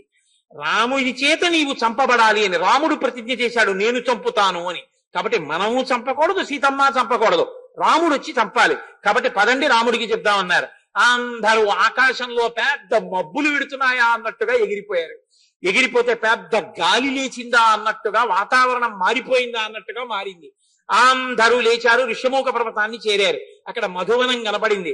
అందులోకి ఎవరు వెళ్లరు, తేనె తాగరు. సుగ్రీవుడి యొక్క మేనమామ దధిముఖుడు అనేటటువంటి ఆయన ఎప్పుడూ ఆ వనాన్ని కాపలా కాస్తూ ఉంటాడు. అంగదుడు యువరాజు, ప్రభు తర్వాత ప్రభు అంతటి వాడు. హనుమ ఇంత గొప్ప కార్యాన్ని సాధించుకుని వచ్చారు, సీతామాత దర్శనం చేశారు. కాబట్టి ఇవాళ మనం అందరం ఈ వనంలోకి వెళ్ళి బాగా మధువు తాగుదామన్నారు. అంటే ఆ రోజుల్లోనే ఏదైనా కార్యాన్ని సాధిస్తే పార్టీలు చేసుకునే సంస్కృతి రామాయణం నాటికే ఉందిలా ఉంది. కాబట్టి ఇప్పుడు అంగదుడు అన్నాడు సంతోషంతో, మనం యథేచ్ఛగా వెళ్ళి మధువు తాగుదామన్నారు. వీళ్ళందరూ ఆ చెట్ల మీద పడ్డారు. శుభ్రంగా తేనె పట్లు పిండేశారు. ఆ తేనెంతా తాగేశారు. విపరీతంగా తేనె తాగేయడంలో మత్తెక్కిపోయింది. గాయంతికే చిత్, ప్రణమంతికే చిత్, నృత్యంతికే చిత్, ప్రహసంతికే చిత్, పతంతికే చిత్, విచరంతికే చిత్, ప్రళంతికే చిత్, ప్రళపంతికే చిత్. చిన్నప్పుడు ఈ శ్లోకం చదివితే కానీ మా అమ్మాయి అన్నం తినేది కాదు, అందుకు నవ్వుతున్నా. గాయంతికే చిత్, ప్రణమంతికే చిత్, నృత్యంతికే చిత్, ప్రహసంతికే చిత్, పతంతికే చిత్, విచరంతికే చిత్. మహర్షి ఏమి వర్ణన చేస్తారో ఆ విపరీతంగా తేనె తాగేసిన మీదట మత్తెక్కిపోయి కొంతమంది నాట్యం చేస్తున్నారు, కొంతమంది పాట పాడుతున్నారు, కొంతమంది పైనుంచి కింద పడిపోతున్నారు, కొంతమంది అనవసరంగా ఇంకోన్ని కొడుతున్నారు, కొంతమంది తపస్సు చేసిన వాళ్ళ కూర్చుంటున్నారు, కొంతమంది కింద పడిపోయారు, కొంతమంది ఏడుస్తున్నారు, కొంతమంది నవ్వుతున్నారు. ఎవడు ఏది ఎందుకు చేస్తున్నాడో వాళ్ళకే తెలియదు. ఆ దధిముఖుడన్న ఆయన వచ్చి వీళ్ళందరినీ నిగ్రహించే ప్రయత్నం చేస్తే అందరూ కలిసి ఆయన మీద పడి రక్తం కారేటట్టుగా కొట్టి తమ గోళ్లతో చీలిస్తే సాక్షాత్ తాతగారి వరసవుతాడని కూడా చూడకుండా అంగదుడు తన మోకాళ్లతో కుమ్మేస్తే నెత్తురు కక్కుకుని ఆ దధిముఖుడు బాధపడి అక్కడ ఉన్నటువంటి పర్వత శిఖరం మీద రామలక్ష్మణులు కూర్చుని ఉంటే అక్కడ ఉన్నాడు సుగ్రీవుడు. పరిగెత్తుకుంటూ వెళ్ళి, నీవు వాలి కాలంలో కూడా నేను ఈ మధువనాన్ని కాపలా కాస్తూ వచ్చాను, వాలి కూడా ఎప్పుడు ఈ వనంలోకి వచ్చి తేనె తాగలేదు, అటువంటి వనంలోకి ఇవాళ హనుమతో కూడినటువంటి అంగదుడు ఇతర వానరులు ప్రవేశించి మధువునంతటినీ తాగేశారని వానర భాషలో బాధతో నేల మీద పడి సుగ్రీవుడి కాళ్ల మీద పడి ఏడుస్తూ చెప్తున్నాడు. మధ్య మధ్యలో హనుమంటాడు, మధ్య మధ్యలో అంగదుడు అంటాడు, మధ్య మధ్యలో జాంబవంతుడు అంటాడు. మాట్లాడే మాట అర్థం కాదు. ఒక పక్క నుంచేమో ఏడుస్తున్నాడు. దక్షిణ దిక్కుకెళ్ళిన వాళ్ళు ఒక్కళ్లే రాలేదు. హనుమ సీతమ్మ తల్లి దర్శనం చేసి వస్తారని ఆశ పెట్టుకున్నాడు. వీడు ఏడుస్తాడు, వానర భాషలో మాట్లాడతాడు, మధ్యలో హనుమంటాడు. ఏమిటో అర్థం కాదు రాముడికి లక్ష్మణుడికి. వాళ్ళకి వానర భాష రాదు. చూశాడు రాముడు ఓర్చుకుంటాడు కానీ లక్ష్మణుడు ఓర్చుకోలేడు. వీడి ఏడుపేమిటి, హనుమంటాడు, అసలు ఏమిటి వీడు అల్లరి, ఎందుకు అంటున్నాడు, ఎందుకు ఏడుస్తున్నాడు అని అడిగారు. అడిగితే సుగ్రీవుడు అన్నాడు, ఏమీ లేదు, దక్షిణ దిక్కుకు వెళ్ళినటువంటి వానరములు మధువనంలో ప్రవేశించి మధువు తాగేట దధిముఖుణ్ణి హింసించారట. హనుమ వెళ్ళినటువంటి దక్షిణ దిక్కుకు వెళ్ళిన వానరములు తప్ప ఎవరు సీతమ్మ దర్శనం చెయ్యగలరు? వాళ్ళలో కూడా హనుమయే దర్శనం చేసి ఉంటారు. నాకు పరిపూర్ణమైన విశ్వాసం ఉంది, ప్రభువు ఆజ్ఞ అని చెప్పండి, వెంటనే వానరులందరినీ రమ్మన్నానని చెప్పండి అన్నారు. వెళ్ళి దధిముఖుడు, నేను వెళ్ళి మీ మీద ఫిర్యాదు చేశాను, సుగ్రీవుడు సంతోషించి మిమ్మల్ని రమ్మన్నాడన్నారు. ఒక్కసారి అందరూ అప్పటిదాకా పుచ్చుకున్నదంతా ప్రభువు పిలిచాడనేటప్పటికీ కిందకి దిగిపోయింది. ఒక్కసారి సంతోషంగా స్పృహ వచ్చింది. మళ్ళీ అందరూ వచ్చి కూర్చున్నారు. కూర్చున్న తర్వాత హనుమ ప్రణిపాతం చేసి రామచంద్రమూర్తికి సాష్టాంగ నమస్కారం చేసి ఆయనతో చెప్పారు, నియతాం అక్షతాం రఘవాజన్యవేదయత్, నా తల్లి నియమమును పాటిస్తూ ఆరోగ్యముగా లంకాపట్టణములో ఉన్నది అన్నారు. అంతే. హనుమని వెనక్కి తోసేశారు. ఈ వానరులందరూ ముందుకు వచ్చేశారు. వచ్చేసి అక్కడ సీతమ్మ ఎలా ఉందో ఈయన చెప్పారుగా, అందుకని వీళ్లే చూసొచ్చినట్టు అందరూ వెళ్ళినట్టు చెప్పేశారు. అన్నీ విని రామచంద్రమూర్తి అన్నారు, నా యందు సీతమ్మ ఎట్లున్నది అన్నారు. పక్కకి తప్పుకుని హనుమ, నువ్వు రా, ఇదేదో నువ్వు చెప్పి ప్రశ్నకి జవాబన్నారు. ఆయనకి తెలియదు చూసొచ్చిన వాడు ఎవరో ఎలా బయటికి తీసుకురావాలో. అప్పుడు హనుమని ముందుకు పంపించారు. ఆయన వచ్చి శ్రుత్వాతు వచనం తేషాం హనుమాన్ మారుతత్మజ ప్రణమ్య శిరసాదేవ్యై సీతాయేతాం దిశం ప్రతి అంటారు మహర్షి. ఎంతటి బుద్ధిమతాం వరిష్టమండి మా తండ్రి. ఒక్కసారి ఏమీ మాట్లాడలేదు. సీతమ్మ తల్లి ఎటువైపు ఉందో అటువైపుకి తిరిగి నమస్కారం చేశారు. నా చేత నమస్కరింపబడవలసిన స్థితిలో నా తల్లి ఉంది అని ఒక మాట చెప్పారు. ఏమి చెప్పమంటావు మహానుభావ, ఇదిగో నేను ఇక్కడ బయలుదేరాను, మధ్యలో తన పరాక్రమం వైభవం ఏం చెప్పరు. లంకాపట్టణాన్ని చేరాను, సీతమ్మ తల్లి శిశుపావృక్షం కింద బంధీకృతురాలై ఉంది. అక్కడ ఉన్నటువంటి తల్లిని ప్రలోభ పెట్టాలని రావణాసురుడు ఎంతో ప్రయత్నం చేశాడు. కానీ నా తల్లి నీయందే మనసు పెట్టుకుని ఉంది, ఏకవేణి ఒంటి జడతో ఉంది. ఆ తల్లి దీనహ పరమదీనురాలయ్యుంది, భూమౌచ శయ్య భూమి మీద పడుకునుంది. ఆ తల్లి నీయందే మనసు పెట్టుకునుంది, నువ్వే కావాలనుకుంటోంది. 2 నెలల గడువు ఇచ్చాడు రావణుడు. 1 నెల మాత్రమే తాను జీవించి ఉంటానంది. ఇదిగో ఈ అభిజ్ఞానములను ఇచ్చింది అని కాకాసుర వృత్తాంతము, మనస్శిల వృత్తాంతము, ఆ తరువాత ఆ తల్లి ఇచ్చినటువంటి కేశభూషణము రామచంద్రమూర్తికి ఇచ్చారు. అది చూడగానే రామచంద్రమూర్తికి దశరథ మహారాజు గారు, జనక మహారాజు గారి యొక్క భార్య అయిన సునయన, ఆ తర్వాత తన తండ్రి అయిన దశరథుడు జ్ఞాపకానికి వచ్చి గుండెల మీద పెట్టుకుని సీతమ్మ తల్లే లభించినంతగా విలపించి, సీతమ్మ తల్లి నెల్లాళ్లు బతికుండగలనంది కానీ నేను ఒక్క రోజు కూడా ఉండలేను, హనుమానన్ను ఒక్కసారి ఇక్కడి నుంచి లంకాపట్టణానికి తీసుకెళ్లి నా సీత దర్శనం చేయించవా అని అడిగారు. రామచంద్రమూర్తి అంటే అంతటి సౌజన్యమూర్తి. అప్పుడు మహానుభావుడు హనుమన్నారు, బాధపడకు రామచంద్ర, ఈయన ఇప్పుడు తల్లి శోకించట్లేదు, ఆవిడ శోకమంతా పోయింది. తతో మయా వగ్విదధీన భాషిత శివాభిరిష్టాభిరభిప్రసాదిత జగామ శాంతిం మమ మైథిలాత్మజ తవాపి శోకేన తథా విపీడిత. తత్తుతో మొదలైనటువంటి సుందరకాండ తత్తుతో పూర్తయిపోతుంది. తతో మయా వగ్విదధీన భాషిత, శివాభిరిష్టాభిరభిప్రసాదిత జగామ శాంతిం మమ మైథిలాత్మజ.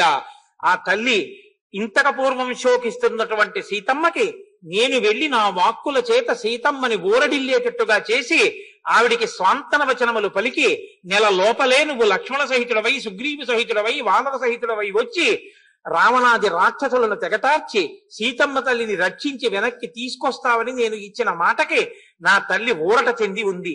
ఇప్పుడు ఇంతమంది వానరులు అక్కడికి రాగలరని విశ్వసించిన తల్లి విశ్రాంతి పొంది ఆనందంగా ఉంది.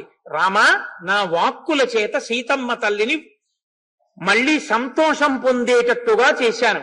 నువ్వు కనపట్టలేదని శోకించడం తప్ప ఇప్పుడు తల్లికి శోకం లేదు అని హనుమ చెప్పిన మాట ఏది ఉందో, జగామ శాంతిం మమ మైథిలాత్మజ, నేను సీతమ్మకి మనశ్శాంతినిచ్చాను అన్న మాటతో సుందరకాండ పూర్తయింది. కాబట్టి ఎవరు సుందరకాండ వింటారో వాళ్ళందరికీ మనశ్శాంతి కలుగుతుందని ఆనాటి నుంచి ఈనాటి వరకు సుందరకాండ పారాయణ చేయడం, సుందరకాండ వినడం మనకి సనాతన ధర్మంలో అంతర్భాగంగా అందరూ సుందరకాండని అనుష్ఠించడం, ఆచరించడం, ఆ పారాయణ చేయడం, ప్రవచనం వినడం ఎప్పటి నుంచో వస్తున్నటువంటి సదాచారం.